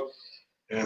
You know, not even sure. Even before that race, like I didn't know how I was going to do. I was like I was nervous. I didn't know how it was going to go. I think I was like 7th or something in practice, and I was just like, "Hey, pumped right now." And I just felt like finally back at the race. I felt like I was at home, you know. What was that like? What was that race like? Obviously, when you was leading for a long time, that was got to be better than that. Yeah, it was nice. It was good. Very cool. It wasn't like Matley or anything. Like No. I was just doing my thing. I was actually waiting for the guys to catch me up because I was just literally hitting my lines. Wasn't doing anything special. My foot was still really not. Like even the whole of Outdoors, I was working. My goal was testing with the bike and working with my foot, so not to damage it. So I wasn't too bothered. Even when the guy crashed, I wasn't that bothered. When he crashed, he fell off in front of me, and I got a bit of experience. I'm like, I could have panicked and gone, but then I'd probably been off the side of the track, stuck in the mud, and I would have taken a 20th over a third or whatever, you know. And I just sat third after that. But yeah, no, it was nice. It was nice to do that for my team, you know. I mean, they'd never raced Outdoors before. Yeah. I went into the season completely unsure of where I was going to be, how it was all going to go. I had images of Covington racing and struggling to get points, and I was like, geez, like it's obviously I don't underestimate anything, and I was like, oh no, like how's this going to go? And I know obviously he had lots of issues with illnesses, and we used to be great teammates, and I get along really well with him. I did get along really well with him, and I know obviously he had other things, but it's always like you see those things and how difficult it is, and you're like, oh geez, I just like, what happens if I just get 20th right now? Like, yeah, am I not even in the race? What if I'm just 8 seconds off the pace or something stupid? And because it's hard to train as well in Southern California. That goes back to the Americans. Southern California tracks are nothing like the last time I rode in mud was when I was at the GPs. You barely even use tear-offs over here. You got to you said tear-off as if the water truck gets you. It's bone dry. Yeah. They're lovely tracks. So really, for a feel of how fast you're going and bike setup is tough. Lucky I've got experience with Outdoors. But no, it was obviously great. It was great for my team. They've not raced the outdoors before, so it was nice to just put them on the map and elevate the profile of the team and put my team on the map because up until that point, you know, they barely make mains, or they were like making mains in the Supercross or whatever, and it's like now hey, we're racing. Like I was leading, and we're racing Tomac, we're racing the guys, the proper guys. So we're here to do the job, and my guys have done a good job with the bike. So I feel like it was just putting them on the map, elevating the team, elevating everything, and yeah, it was great. It's going to be very interesting if you can have a decent Supercross season, and then going into there, obviously be a bit more prepared for the outdoors and fit and everything. I think be really interesting. Be really interesting. We've got to get to outdoors, like you say. Yeah. 17 round Supercross, like, and it's it's a long time. Yeah. Supercross is not easy, and no. Of course, but yeah, I am actually looking forward to the outdoors next year. Like. We've really made some good upgrades. I did some testing straight away after the season and really made some steps. So I think going into the outdoors, I think I'll be ready. Again, I need to learn Supercross and take everything in as much as I can, and obviously do the best job I can. But if I can get through Supercross, decent, then I reckon going into outdoors, we're going to be solid. So, but we'll see. Take some confidence into it. And that's a beautiful one. Yeah, that was a great day, great moment. That was. Definitely. Yeah, just a big jump. I think that's Arco in Italy, Arco di Trento. Yeah. Big old jump. Yeah, that was, but I can't even remember. I got a feeling it was there, but I don't even know what. Yeah, nice. Having a nice little nice, there, I am. Nice jump, yeah. Yeah. Oh yeah, I was at Red Sands doing the team photo shoot for Ice One. That was very cool. Oh yeah, Lommel Aspirandis there on the left. That was Lommel first time I won round there. That was. I remember watching some of them GPs when you was winning in like last laps and that, and watching it live doing that. Oh my god! Please stay on. Yeah, no, it was good. Feel the nerves as a supporter. Yeah, even I think that one I couldn't start the bike in between on the start on the second motor or something. It was like 5-second board went up and the bike finally started. We had a few. The bike developed a virus in between motos. So I don't know, but yeah, I think that might have been one as well. Yeah, that's a nice one. Yeah, that's good. That bike was really good. That bike was really fast. I picked this one out, even though it's from this year as well. I did like this photo because you can see a bit this looks the speed thing. Yeah, no, that's a good one. I think that was a Millville actually. Cool track, very cool tracks everywhere. That was at the. You're going to be doing this again soon, aren't you? Yeah, but I think actually, so normally you do this whole media day we'll do that in Anaheim around now, like December. But I think they're planning on doing it now in the like Wednesday before the first Supercross in Texas, I think. So I think we've all got to go to Texas like by the Wednesday, do this stuff, get a COVID test, all of that. It's going to be a lot more isolated for Supercross. For outdoors, it was pretty relaxed because it's outdoors.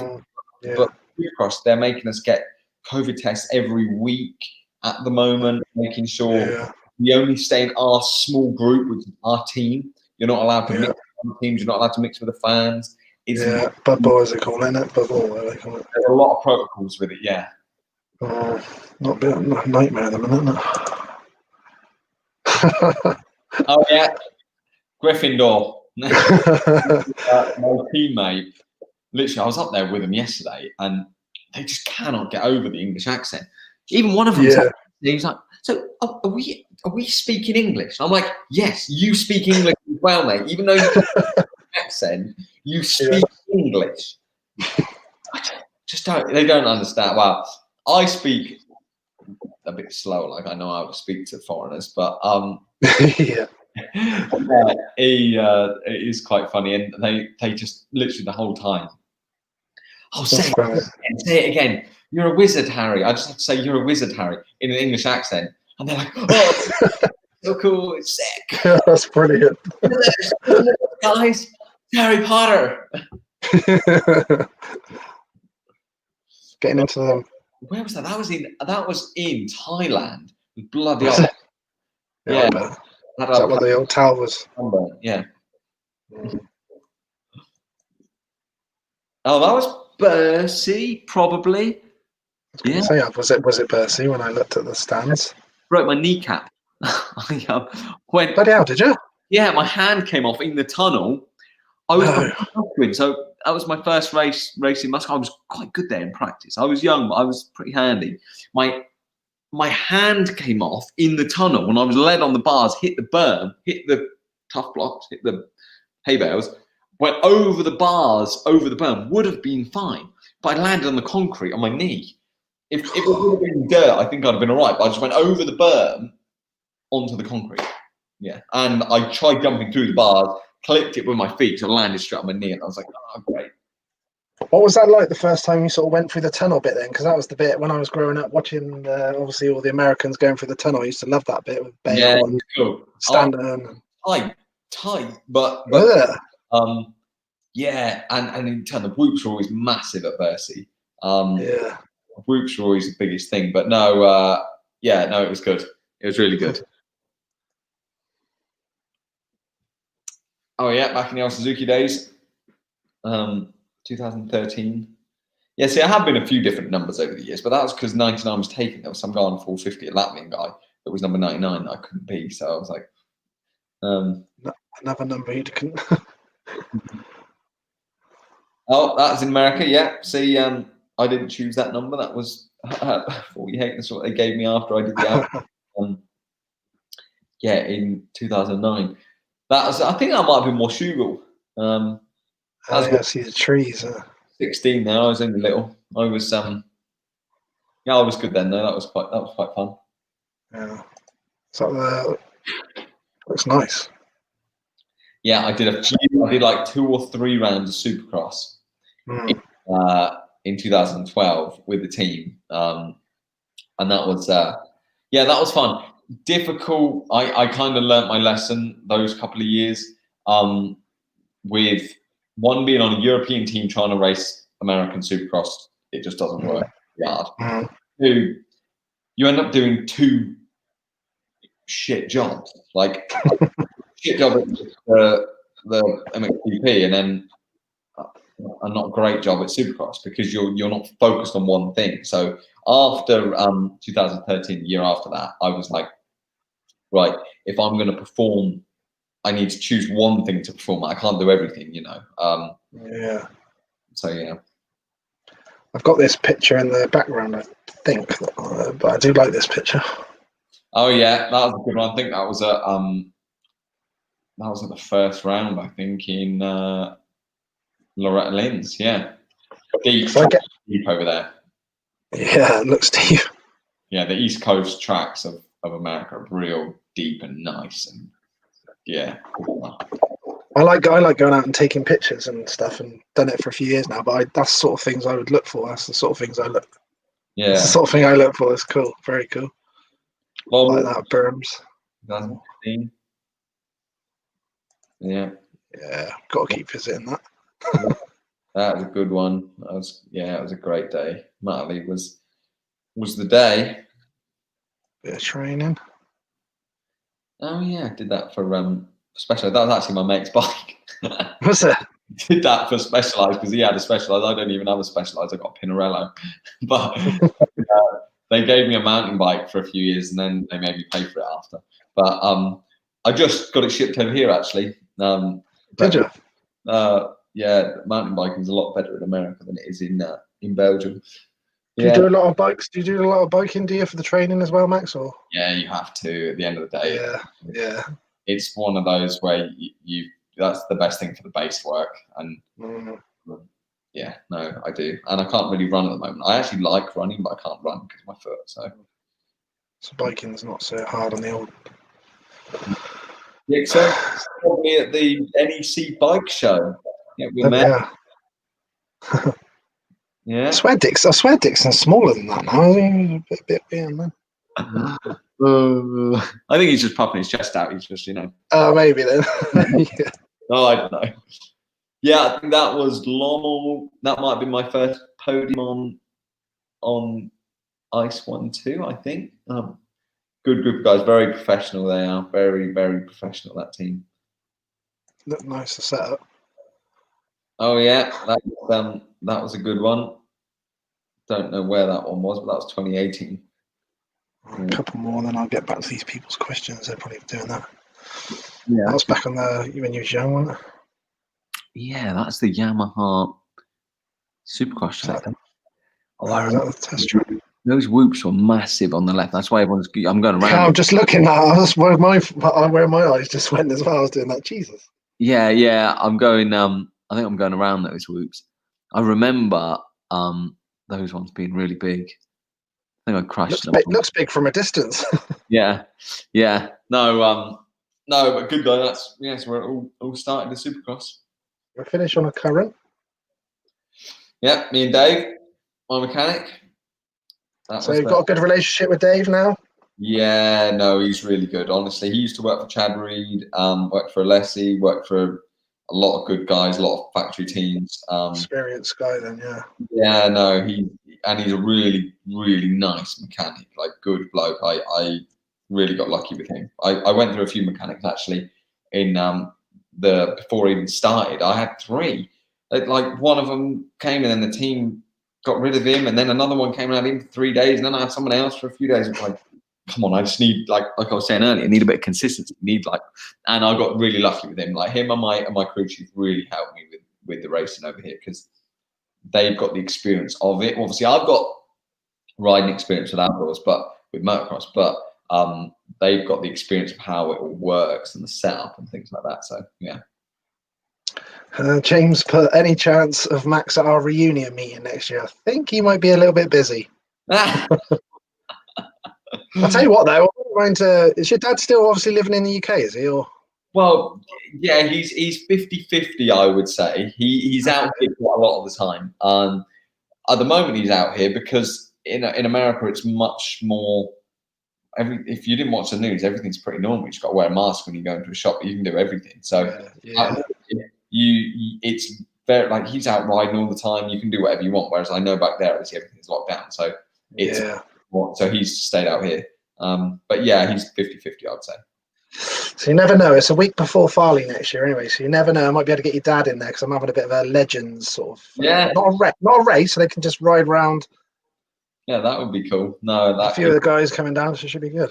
Oh, if Farley is not clashing with it. So my crew chief, Clark Jones from right? You have to look him up. He used to run an old Yamaha team. He's big into the old bikes, and he talks about Farley all the time to me, like how he'd love to go and do it. And he's, I don't want to. He's got this 60 up, like maybe 60 plus, maybe something. Don't want to get it wrong, maybe, but he's an older guy. He's been around for a long time. He won a national back in the day. I should know more about this, but honestly, he's worked for, or he's had teams, and Roger DaCosta came over to him one day when we were at Pala and was like talking to him, and Ian Harrison, so he's well respected in the industry. And he's like my Roger DaCosta kind of thing. Cool. So definitely he would be up for it, and I really want to get him over there. But yeah, it depends on schedule and seasons. He raced. There was one in Texas. There's one Vet Evo, whatever it is, twin shock race in Texas. He flew to Texas with his bike, and he did send me a picture. I don't even know what bike he was riding, to be honest. I should have paid more attention. But yeah, he raced that, and like he loves that sort of stuff. So he would be up for it. And I'd like to bring him over to Farley for if say like it was birthday the week after or something, and like I don't know, it'd be cool. But we'll see. What was the actual youths when you were racing in the UK when you were young? Then what was the youths called then? KWS, Yeah, BSMA. yeah, because obviously it's BSMA. It was just they were basically doing a BSMA reunion. Yeah, there's a lot of the guys that went into the British Championship. You know, your Tom Churches and all them guys were in the BSMA and all that. So they're all riding and things like that. So it should be pretty cool. Yeah, cool. No, very nice. But it's a week before Farley's, so hopefully a few of the guys will drop in before. I've got people like Brian Jorgensen's going to come, Rob Herring, a few guys like that as well. Get him in the Legends bit. So if your dad, you never know if he's around. Yeah, no, well, I'm That'd be sure cool. Farley he'll be around. Yeah, exactly. So a week before it could work, hopefully. Right. Right. What was I going to say? What if you had any favorite race gear over the years, Max? That you've liked? You've had some nice race gear over the years. The Fox gear that I had for the Nation Redbud was very nice. Like Fox really, like that helmet and stuff was mega. The gear was really cool. Thor does some nice stuff, but I think you can't. I think the Fox gear in 2018 was like that stuff looked really trick. Yeah, very nice, very nice. All right, I've got Andrew Spender. He's put, having raced the MXGP and the AMA Outdoor now, who is the best in the world? Tomac or Hurlins, Geyser or Roxon, and can he beat them? Again, I think I did touch on this. Yeah.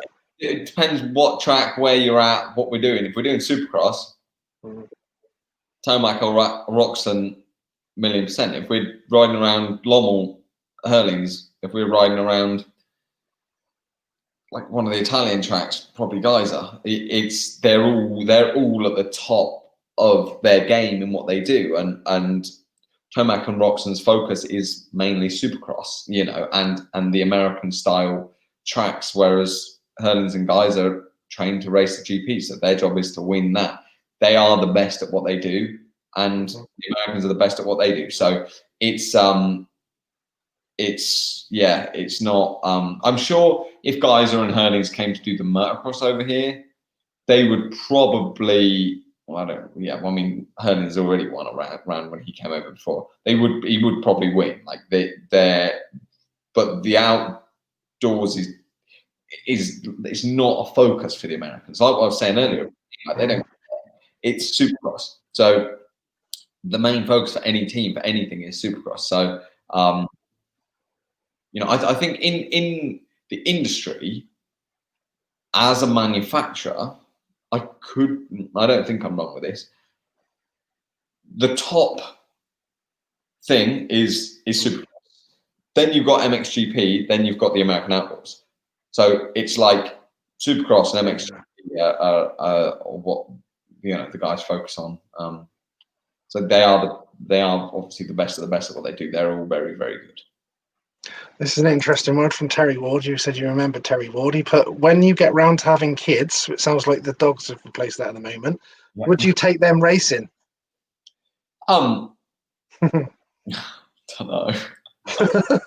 Wife's gone out now, so yeah, probably get them into golf or something else. Yeah, something less painful. Honestly, racing, you have a lot more bad days than we do good days. Let's put it that way. It's and it's hard. It is. I know. Obviously, I love what I do, and people will give their right arm to be in the position of what I mean. But yeah, you really, to be the best at any sport, like I said, you've got to put a lot of time and effort into it, and I have a lot of respect for anyone that's great at what they do, because it's not easy. Even kicking a football, it's not easy to be like the top football players. I remember I watched I was never into football. I've never been into football at all. I've never really been into any other sports, but I remember watching, I was in France, the south of France, with my teammate at the time in 2011, and watched Marseille versus England or versus Manchester United. And it was Wayne Rooney, and he kicked this football. I was stood in the stands. I can't understand it. You got to get it in the goal, but he kicked this ball, and it went far, obviously, and it landed on this bloke's feet, like it's like me hitting a triple and I can land. If you tell me where to land, I can land within a foot. Like I know exactly where, and like he did that with football, and it really. Yeah. And like spending a little bit of time with Kimi Räikkönen and Sami Hyypiä, you know, they're so skilled and so good at what they do. So would I take them racing? I kind of got off the subject. Probably. They loved it. I mean, they're gonna like it, aren't they? But again, I don't know. I don't really thought about it. I don't really. I'm too busy doing my own thing. I don't know. In one breath, I think I'd like them to do something else, but then the only thing I know how to do is racing. But then any other sport, probably get them into. I think go-karting. Yeah, it'd be great to be a Formula One driver. You have to spend so much money to be good at that as well. So, I mean, yeah, some sort of racing, I'm sure. But again, you've got to get a feel for the kid. The kid might not love it. Like I've got a younger brother back in England, and he likes riding for fun, but not serious. I mean, even when he was younger, it was just I would just ride and ride and ride and ride and ride until I ran out of fuel, and then ride more and ride and ride and ride and ride.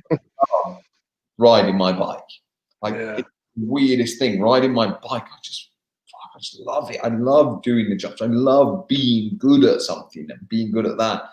And I was always good at it. And I think you've got to have that passion. That it's a bit like what Joel was saying. I remember when he was talking about starting late and with VR and whatever. You can't make someone have the passion.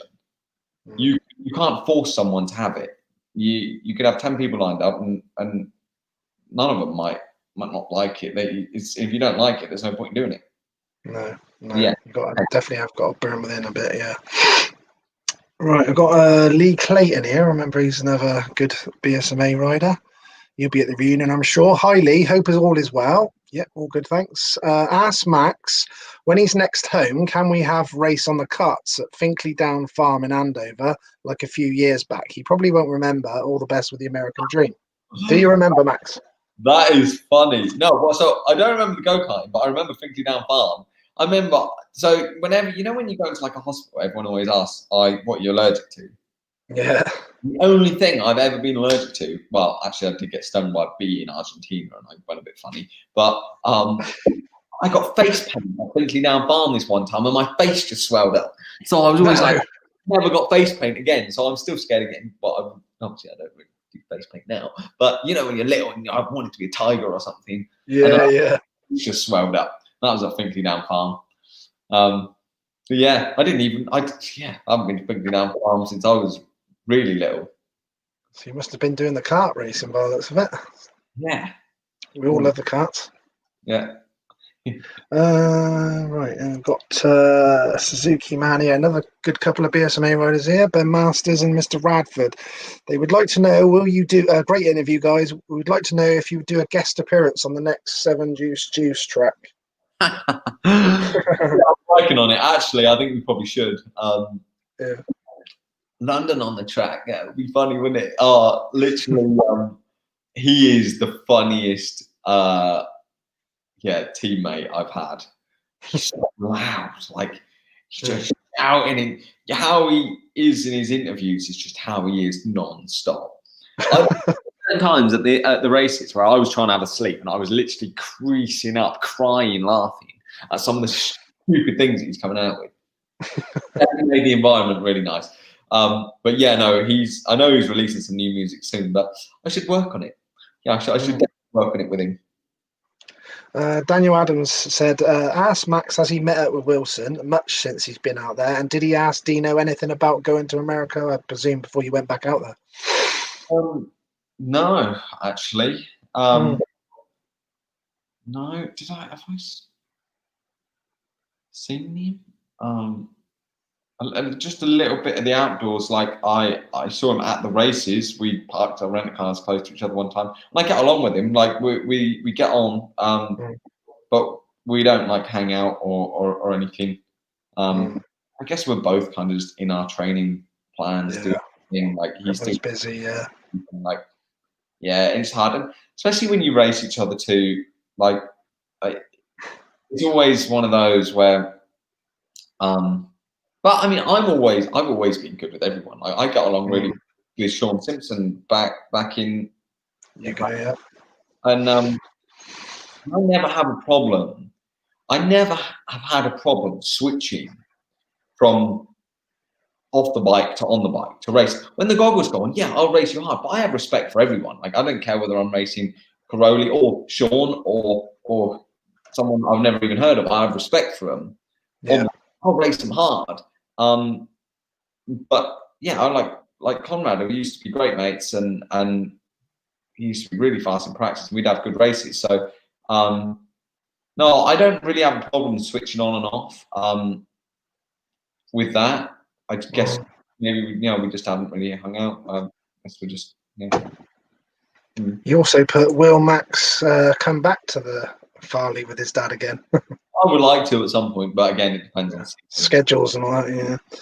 Yeah, got someone that's obviously got Suzuki. I know Dave. He's into his Suzukis. Now you're on a real bike. How's it feel, Max? Oh, it was great. I'm actually happy to see some Suzuki fans because on Instagram and things like that, Suzuki just get ruined. They're like still with the kickstart, still with this. They're everyone. Yeah, especially the comments that I see. It's like Suzuki's are no good, but I think the bike's working really well, and you can make it hip again, mate. Making it hip again. I'm working on it. I'm working on it. You're doing a good job. Right, okay. Gary Hawes put, hi Max. Have you posted any times to compare your progress in Supercross? Gary Hall. Only a little bit yesterday. I will the next couple of days because I'll be at some, but only yesterday just with my teammates. But yeah, I haven't actually seen anyone else really at the track. Again, practice is different to racing. But I'll be in the ballpark. I mean, I'm sure there's work to do, but I'll be there or thereabouts. All the UK will be behind you. We'll all be watching now, even though we were anyway. Are you Ash Arrowsmith? Are your Suzuki team allowing you to have the opportunity to ride in the MX of Nations next year if Chamberlain requests you? Yeah, I'm sure. I'm sure they will. Where even is the Nations next year? I don't know actually, because I was obviously going to go this year. I did an interview with Roger Harvey actually, and because it was going to be at Manly, wasn't it? Obviously. Yeah. And he said I could go and visit the HRC track, and I was like, oh, I've never done anything like that in my life. And then it obviously got cancelled. It's got messed up, hadn't it, in the world?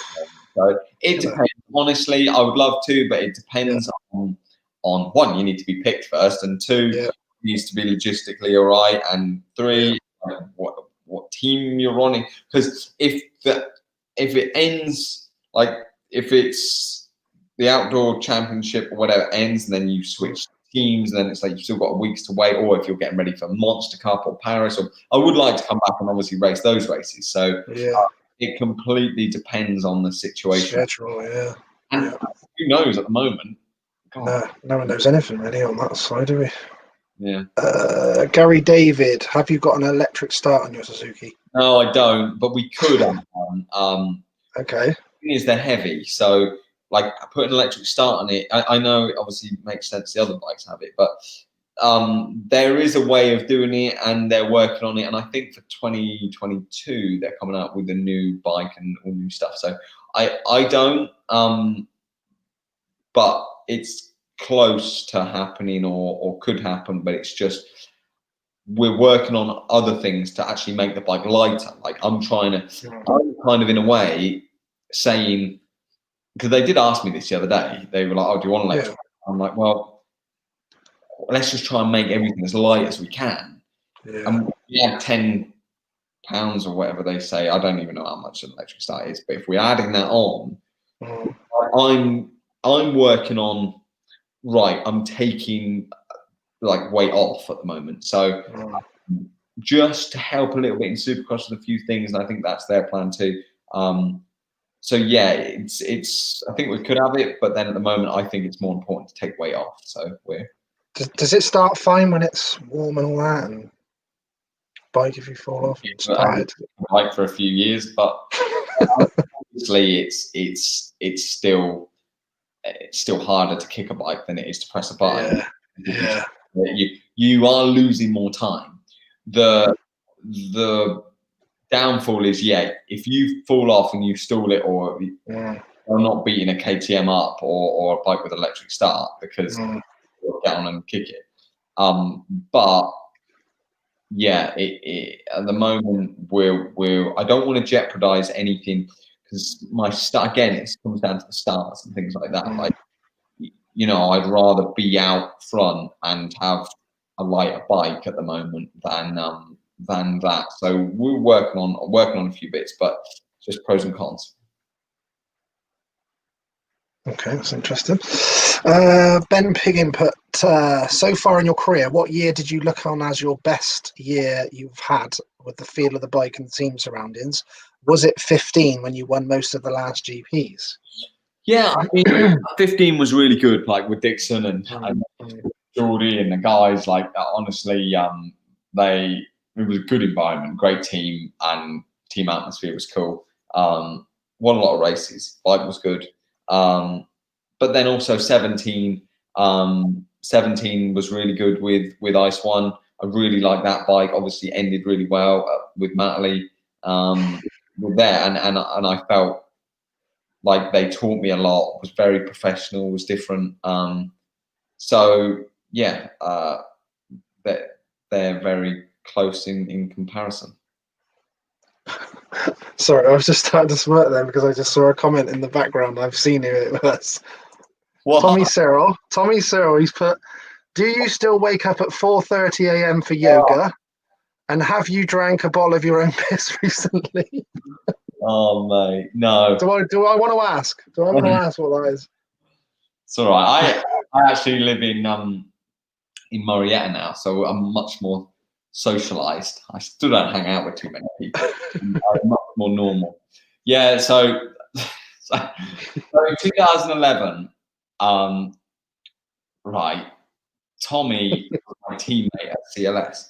Now, up until that point, I've been very, let's say, sheltered. I'd sort of lived in the middle of nowhere, didn't even have a phone, didn't control my own Facebook, didn't do anything. I was literally just, and yeah, I used to have to wake up and like do this training really early and all this stuff. And then, so I moved to south of France with Tommy, and we were top of the CLS workshop. And he used to be messing my program up because he'd be on FaceTime to his girlfriend in America until like 12 o'clock at night, and she'd be, talking about whatever. And you can imagine as Tommy is. And I would be sat in bed like, God, I gotta get up in the morning. And so then I'd wake up like stupid o'clock in the morning and try and do some training, and it would sort of mess both of our things up. So I moved to the team manager's office right round the corner. But it was really far away from the toilet. So I wanted to sleep. I woke up, needed a piss. So I pissed in a bottle, went back to sleep, woke back up in the morning, really needed a drink. It was dark. So but I mean, then I remember Tommy made himself a full English breakfast. I didn't know how to cook. I didn't know how to do anything. And he wouldn't help me make anything. I had to eat eggs raw in a cup because I thought, I've seen it on Rocky. I might as well give it a go. And yeah, no, he taught me a lot. Honestly, it was funny. And he used to do some good drifting in his cars around at the French Championship. I used to hate those French Championship tracks. They were like my worst night. I didn't even know how to ride them. I remember going to some of these. I remember actually going to Valence later on, looking at the track, thinking, "Oh, no, I think it was that year." Was it? I didn't race. I watched, and I remember looking at the track, walking it, thinking, "Oh yeah, this is great. I'll pin it off this, or I would do this." I watched the guys ride around. I was like, I don't even know how they ride around this slippery, horrible track that's got no traction. like sliding around everywhere. And it was a real eye opener for me, because when you come from America, everyone just pins it and scrubs it, and yeah, I learned a lot. And but yeah, no, I haven't been drinking any piss recently, and yeah, for a time. That's brilliant. Thanks for that, Tommy. Kevin Wheeler, my man, he's helps me with this. He's helping me with this meeting, and we're doing the competitions together. Anyway, he's put, "You're one of my favourite riders. Always leaves everything on the track, and such a real down-to-earth guy." Cheers, mate. There you go. Top man. Yeah, That's what I was going to ask you as well. Do you have any superstitions, Max? Not really. Some people have some weird stuff. I just wondered if you had. Not been wearing the same underpants since. So actually, I've seen you had the sponsor ones, didn't you? I've seen some before that you had. Yeah. No, I've not. Not really. I can't really think of anything. I have a plan. Like I have a routine that I go through. Yeah. I'm organized with all of my stuff at the races. Like I know what time I'm doing everything. I'm quite. Yeah. I like to be organized, not like erratic with it or a bit messy with it. So I guess I'm not superstitious, but I just stick to a plan. But I think, you know, anyone that's any good, you know, does that. So yeah, but not really superstitious. You can't really be. I mean, geez, we race enough as it is. Like we're here, there, and everywhere. It's not like we race once in a blue moon. So yeah, you just kind of got to deal with it if something comes up and something's a bit different. If you're something right there, yeah. So no, not really. Okay, got some other nice comments here. Another one, there's no name on it, but they put, "Another great interview, Lee. Max is a top rider, and I can't wait for him to kick some ass over there. He defo gives it 100%. All the best in the future." Cheers, thank you. Nice. How's your? There's no name on this one either. Not a lot of people doing the click thing tonight. They're killing me. How's your golf swing coming on? Good. Must be someone who knows you. All right, I've actually got so we moved to America. Didn't really, obviously, I didn't really have anything, so I had enough to spend on with the house and furniture and beds, and so I went through the whole outdoors. And then first bit of bonus money I got, because you get bonuses over here for like last place. I got it was like, so it's really good. It's not like GPs where you get third and you get $3,000. It's like it's so hard to do. Whereas over here, I was getting random checks in the mail from the AMA, and I didn't even know what races they were from. I was like, "Oh, this is quite nice." So Yeah. I hadn't played Nice. for a long time. And but yeah, I mean, I still need work for sure. But I do go down the driving range every now and again. I haven't done a lot since my lung because my side's a bit. Yeah, I don't mind a bit of golf. To be honest, I got into golf in Belgium. I was never really a fan of anything, to be honest. And his little brother plays. He's really good. And then we sat in Belgium, and like see the English guys hang out. So Ben Watson and Sean, we would go and play golf, and I was absolutely terrible. I remember the first time I tried hitting. So Sean took me to this like real fancy place to start with, and it was like there was this whole thing behind me of all these like people in the restaurant, and there was people putting on the thing. Everyone's really serious. So I parked my golf cart up. Thought, all right, water to go over straight away. I sliced it that hard right, hit the golf cart, went straight across the bloke that was on the putting green. I was like, ooh, no one laughed. They were serious. They were shaking. Yeah. I think I might need some more practice. I can get around now. I can go around. I'm not great, but yeah, it's quite nice to do something different, to be honest, than riding all the time. I'm thinking about riding all the time. Yeah, something to switch off with a little bit, yeah. This is an interesting question. Martin Smith, from watching the MXGP and all the Supercross and AMA outdoors, the massive difference to me is the gate sizes. MXGP, about 25 on the gate last round. AMA last round, full gate. Obviously, US is a huge market, but do you think gate sizes or lack of rider stroke teams in MXGP is damaging the sport in Europe? Or Also, do you believe it's costings of the MXGP to teams by the authorities, the FIM, that causes lack of teams in the MXGP? That's a confusing question, but Yeah. it's nice to have a full gate. Like, honestly, Yeah. I don't like that. No, I mean, to be honest, over here, you've got to qualify. So you've got to be in the top 40 and top 36, and then there's an LCQ. Like, you've got to qualify every week. There's sometimes like 3 groups or something of 450s. It's like C, B, A of groups. So yeah, I think it's really good that you've got a full gate. Definitely in MXGP, it's much more like you're on that team and you're like they have their riders and that's it. But yeah, it's not ideal when you're going to some of those overseas races and there's not many people on the gate. And they are obviously all great riders. Like everyone's doing well, but I think definitely having full gates is there's 40 gates for a reason. Yeah, exactly that, mate. Some other more nice comments. Andy Statham put, just tuned in. I have loved, this was at 8:10, by the way. I just tuned in. I have loved watching Max in America, and I believe he showed he has the pace, especially whole shot, and hoping for good for 2021. Yep, thank you. No, I'm looking forward to it. Another one, good, nice one from Gary. Max, you are a massive motocross star, but which rider have you met and got starstruck?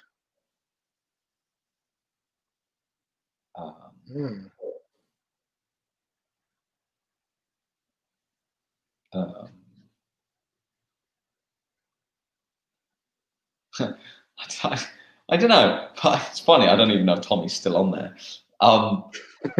But when I was little, I used to look up to Tommy a lot.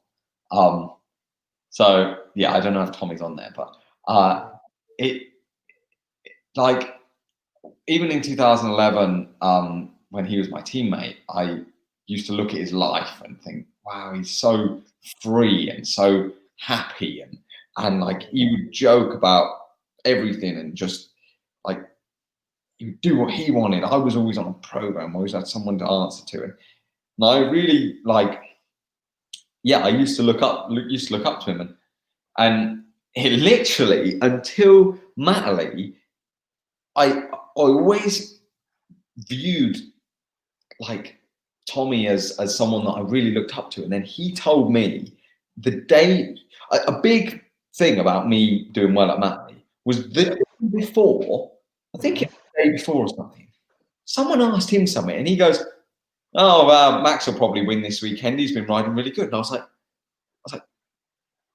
what? Like I didn't, because it was really weird in my head. That's interesting. Tommy said something to someone, I don't remember his exact words, but it was like, oh, it wouldn't surprise me if Max wins this weekend.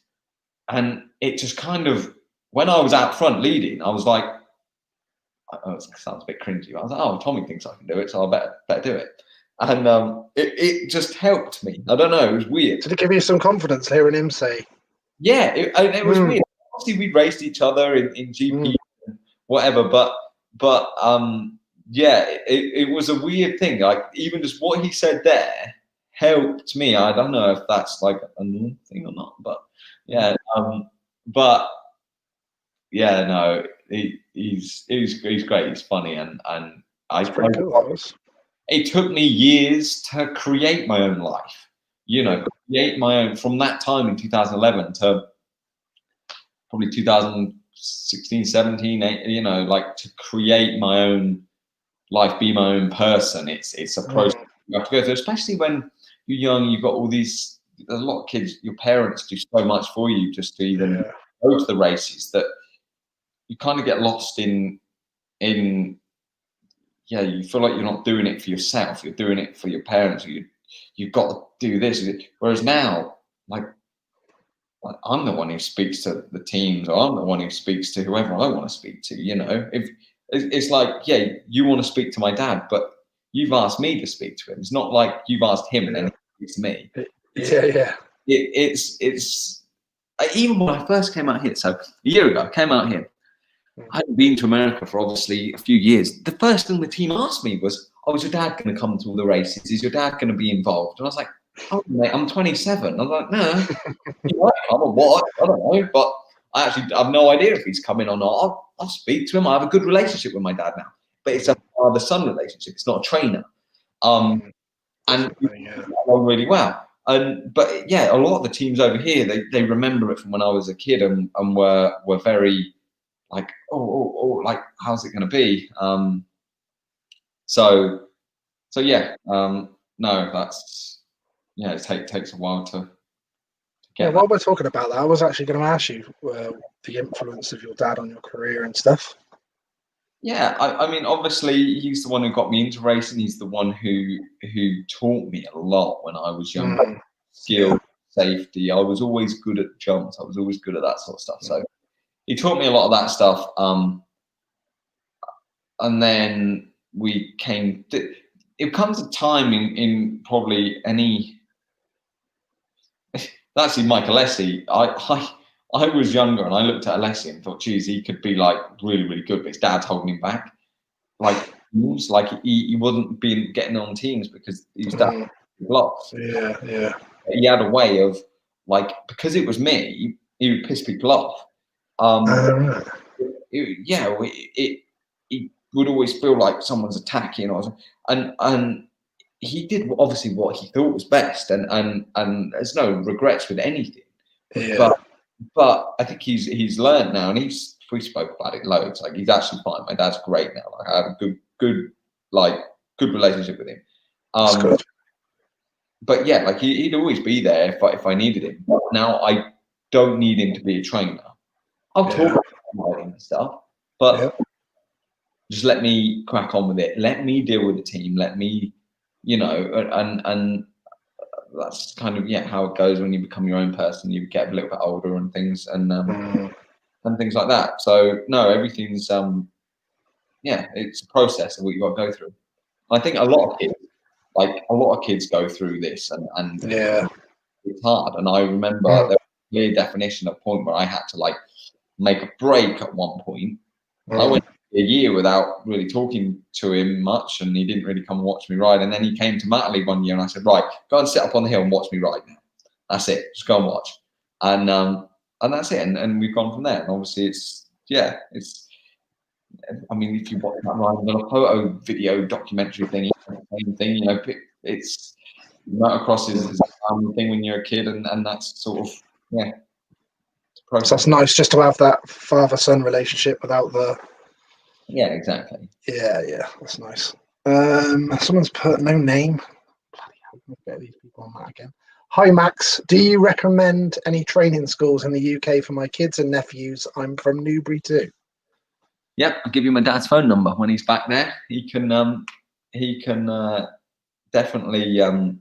Jesus, I want your dad's phone number. Yeah. No, what a ledge. Training schools. When my dad's back there, he's got the track where I used to ride and stuff. I actually only ever did 2 training schools in my whole 12 years racing. The first one I ever did when I was 12, when I first ever started, was on an old 80 Yam, and it was with your dad. Really? Yeah. And he was on a Honda. It was all. Let me figure out what's best. An open face helmet and all that, like they did back then. Right. Hold on 1 second. 1 second. Mervyn Anstie at gmail.com. MERVYN Anstie at gmail.com.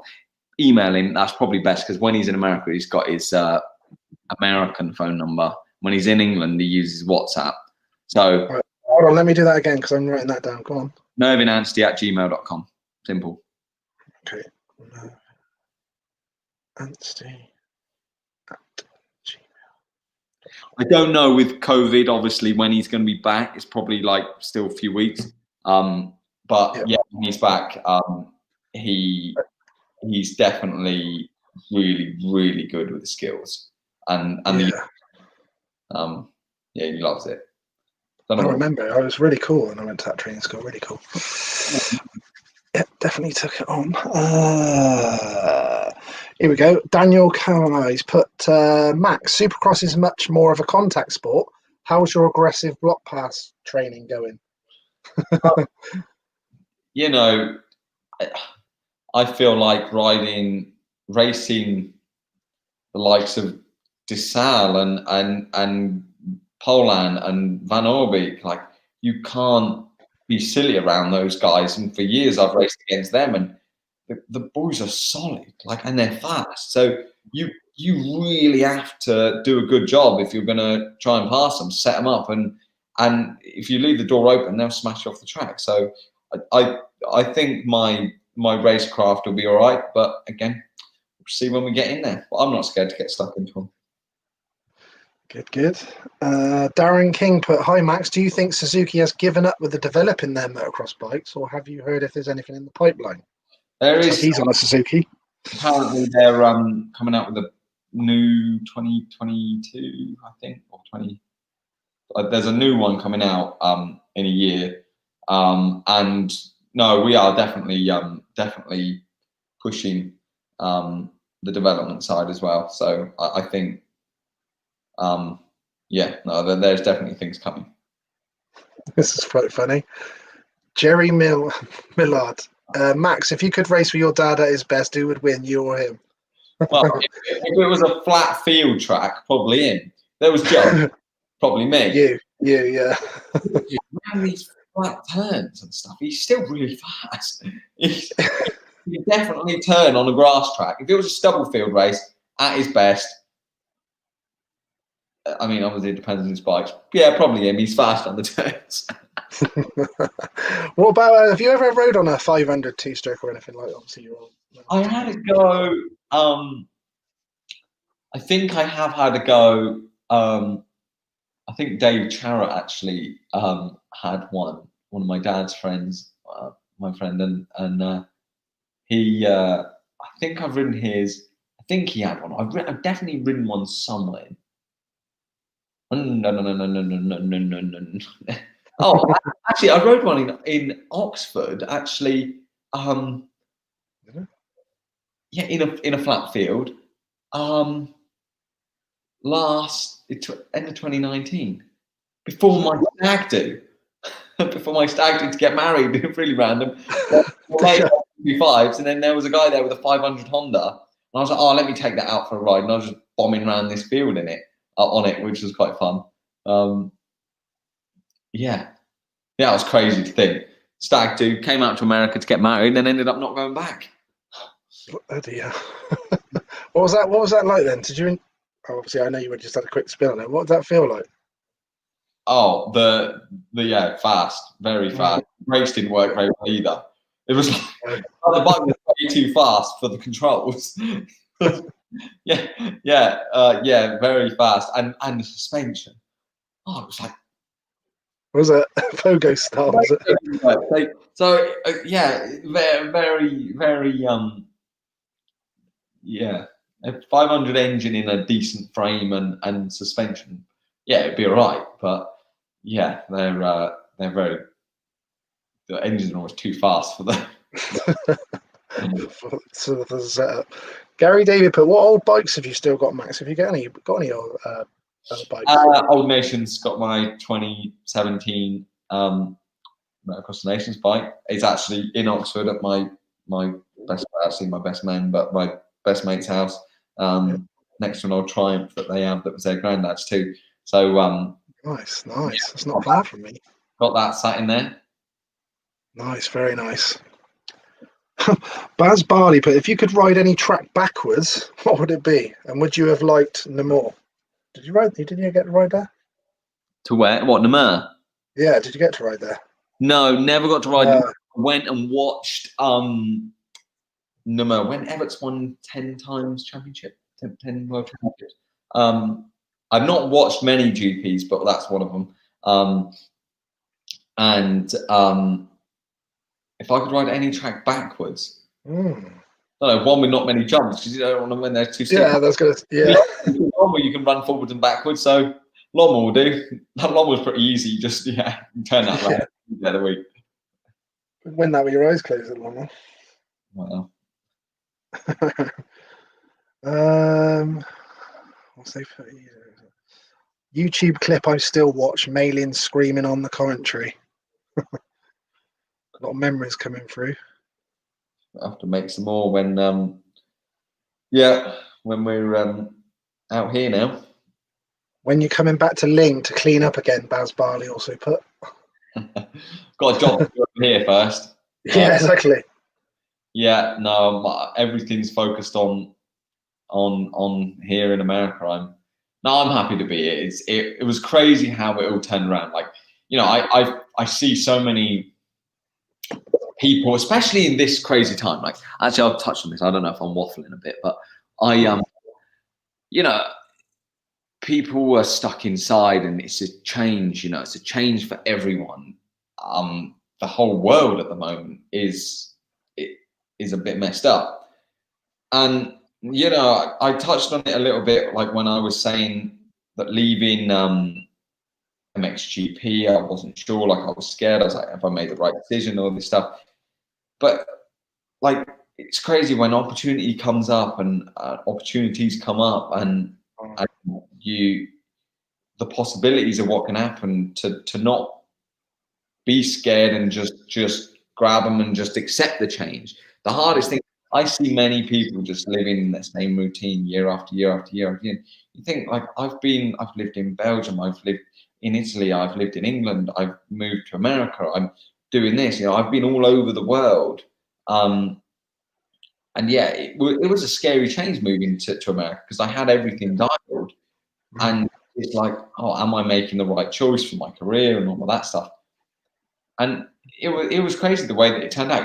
We came out here. My wife wanted a summer wedding, because it was in October, after the Motocross Nations, after all of that. She wanted a nice weather wedding. We can't find that in England. So she found a place in America. And to be perfectly honest, I wasn't that involved. I was just like, yeah, sounds good. Yeah, cool. Came out here to get married. I bought one set of gear with me. One set of gear randomly I bought with me, because I thought, my dad might, I might go out riding, trail riding with my dad or something, And like I said, I 95% had a deal done.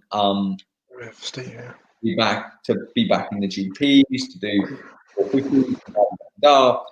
and I was out here, and the 2 days before my wedding, I got a text from I think it was Guthridge or someone saying it's not going to work. Dixon's only a 250 team. It's not, we can't make it work for a 450.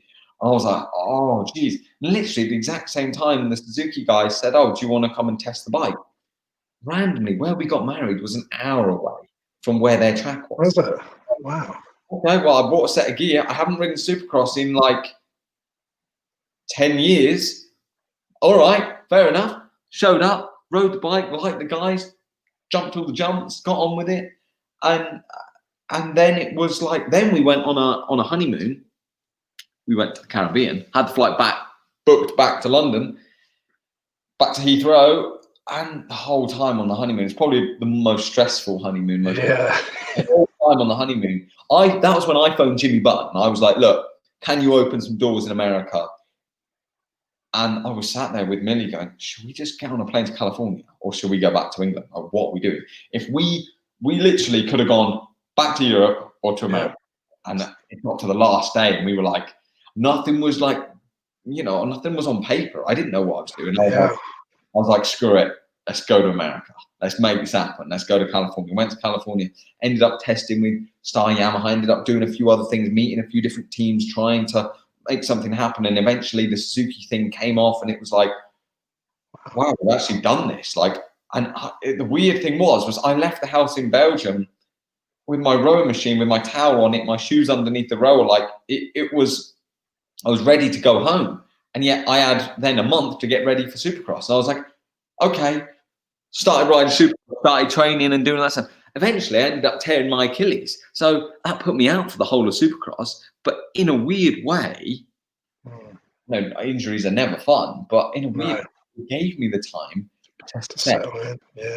I didn't even have a house. Well, we didn't have a house. I was living at the team house. Didn't have a vehicle. Didn't like it was a hell of a big change. I didn't even have clothes. I had holiday clothes. Like Millie had to then fly back to Belgium, resort out the house. In the end, Ben Watson ended up renting the house. So Ben Watson lives in my old house or the house. Right, okay, in Belgium. Yeah.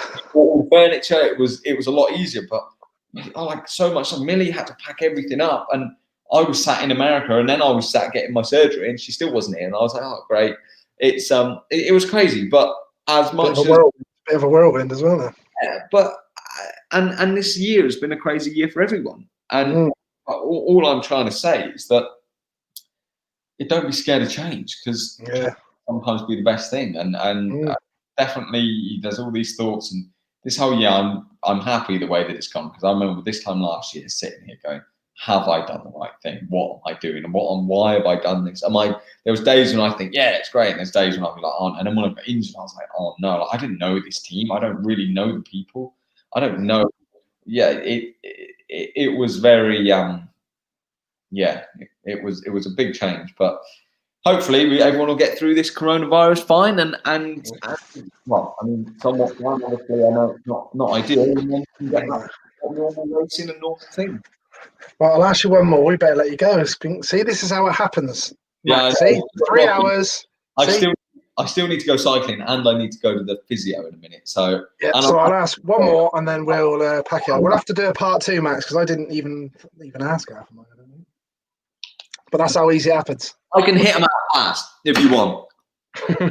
I'll do short answers. I'll do a proper interview. Okay. Have you ever rode a Speedway bike? No. Hi, Max. Which is your favourite, Jake or Bruce? So I want to know. That better someone we know. Yeah, they're both amazing. They're both my best men at the wedding. But Bruce is a lot better at the races.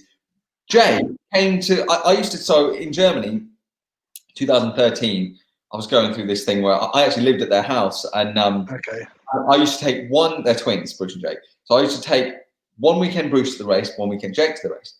Bruce would like be well into the goggles, right? Make sure everything's ready. Jake, I'd give him my goggles. I'd say, mate, where's my goggles? I need to go. They'd be on the floor in the dust somewhere, and I'd be like, mate.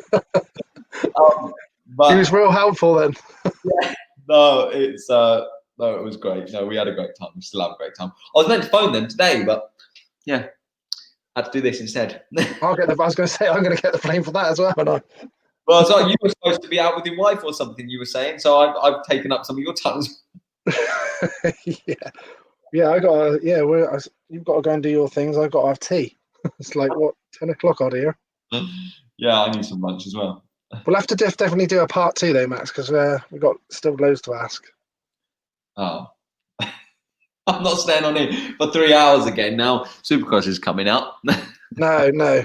Maybe an hour. Someone when you can fit it in sometime. Yeah, no stress. I mean, even if we catch up again at the end of the Supercross, that'd be cool. Yeah, no, exactly, for sure. I know it's going to get busy right now. I know. Yeah, I realised that's why when we asked to do it, I was like, look, if I don't do it now, I'm not going to do it. Yeah, it's not going to happen, yeah. I appreciate it, mate. I appreciate it. And after this, it's going to be busy. But definitely, even if it's at the end of Supercross or at the end of outdoors, it's really nice. It's nice for me to give back to the fans, especially because I'm not there in England now. Doing and especially because everyone's been sat inside, give people a little bit of entertainment and catch up. And I'll definitely work on that idea of trying to give people a little bit more behind the scenes look on that'd be cool. Supercross, because it's different for me. It's new for me too. I don't really know how it's all going to run. I don't know how the schedule is and how everything's going to happen. But I will definitely try and do that. No worries, mate. Well, you've got all the UK behind you. We'll all be watching the Supercross. Can't wait for that. All the best with it. Thank you very, very much. And we will get back in touch, I'm sure. Definitely, mate. Thanks ever so much, Marcus. Appreciate it, mate. Top Cheers, man. mate. Thanks, everyone, for watching. watching. Take it easy. Cheers, guys. Thanks, mate. Cheers, mate. Bye. What a great man, Mr. Max Anstie. Love that. Great lad as well, isn't he?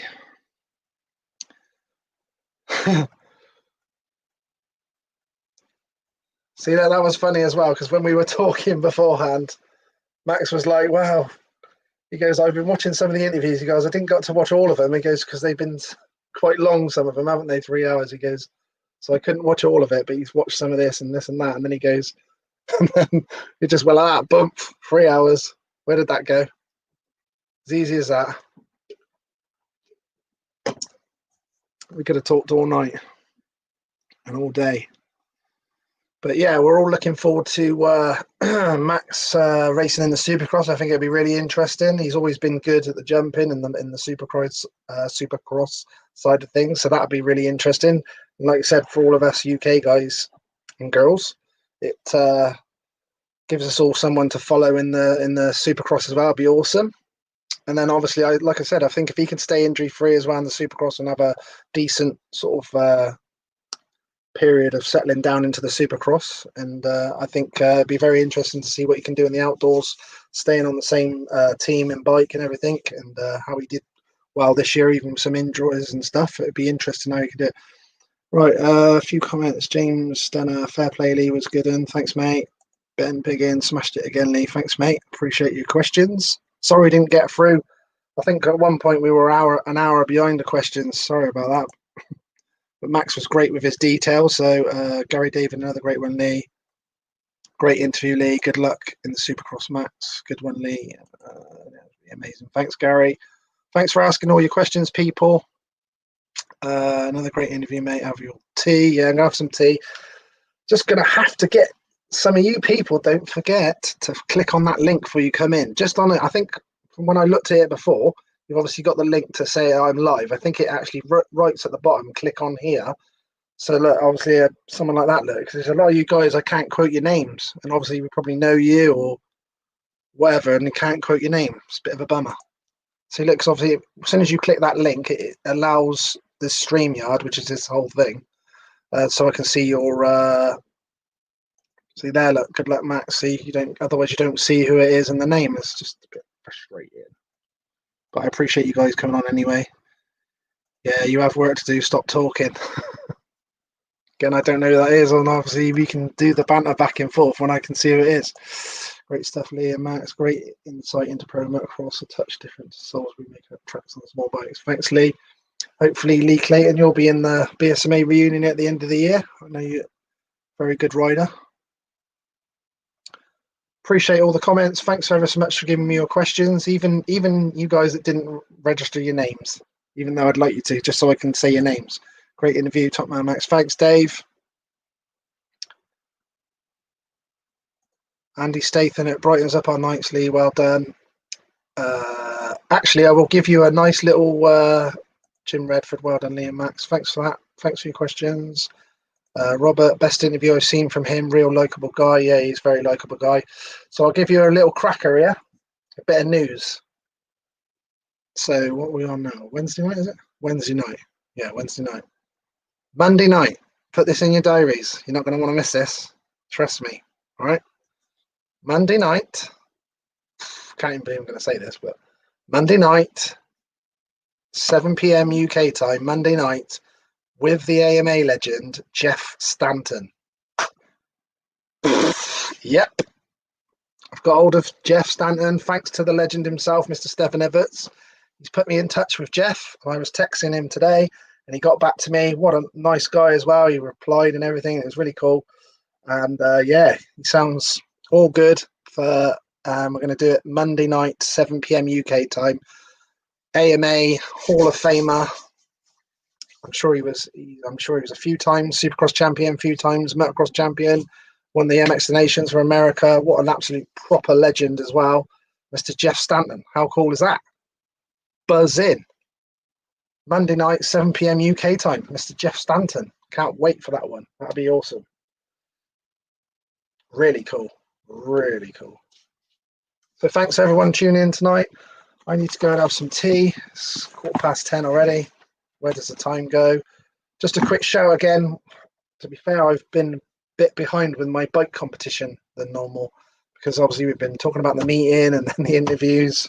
It's been very busy.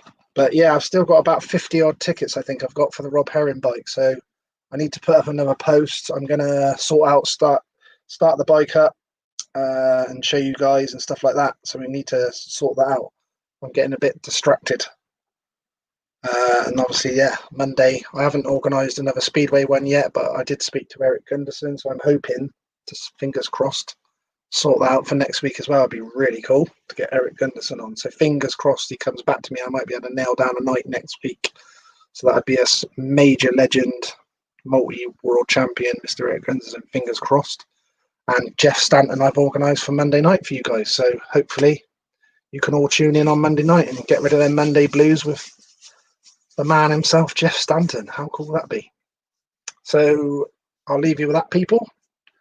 I'll put up a post saying about obviously the Jeff Stanton thing and see what the reaction is, and hopefully it'll be a good one, I would imagine. Thanks for everyone coming on tonight. Appreciate your time. Hope you enjoyed it, and I'll share out the recording tomorrow with Max. Really enjoyed it with Max. What a great guy he is. And hopefully Max has a good season next year, and in the Supercross it should be exciting to follow him for all of us Brits. So, good night and God bless everyone, and I'll leave you with my dad's saying that I love to leave on. It's nice to be important, but it's important to be nice. Hopefully see you all guys soon. Speak to you soon. Thanks very much, everyone. Ciao, Bella.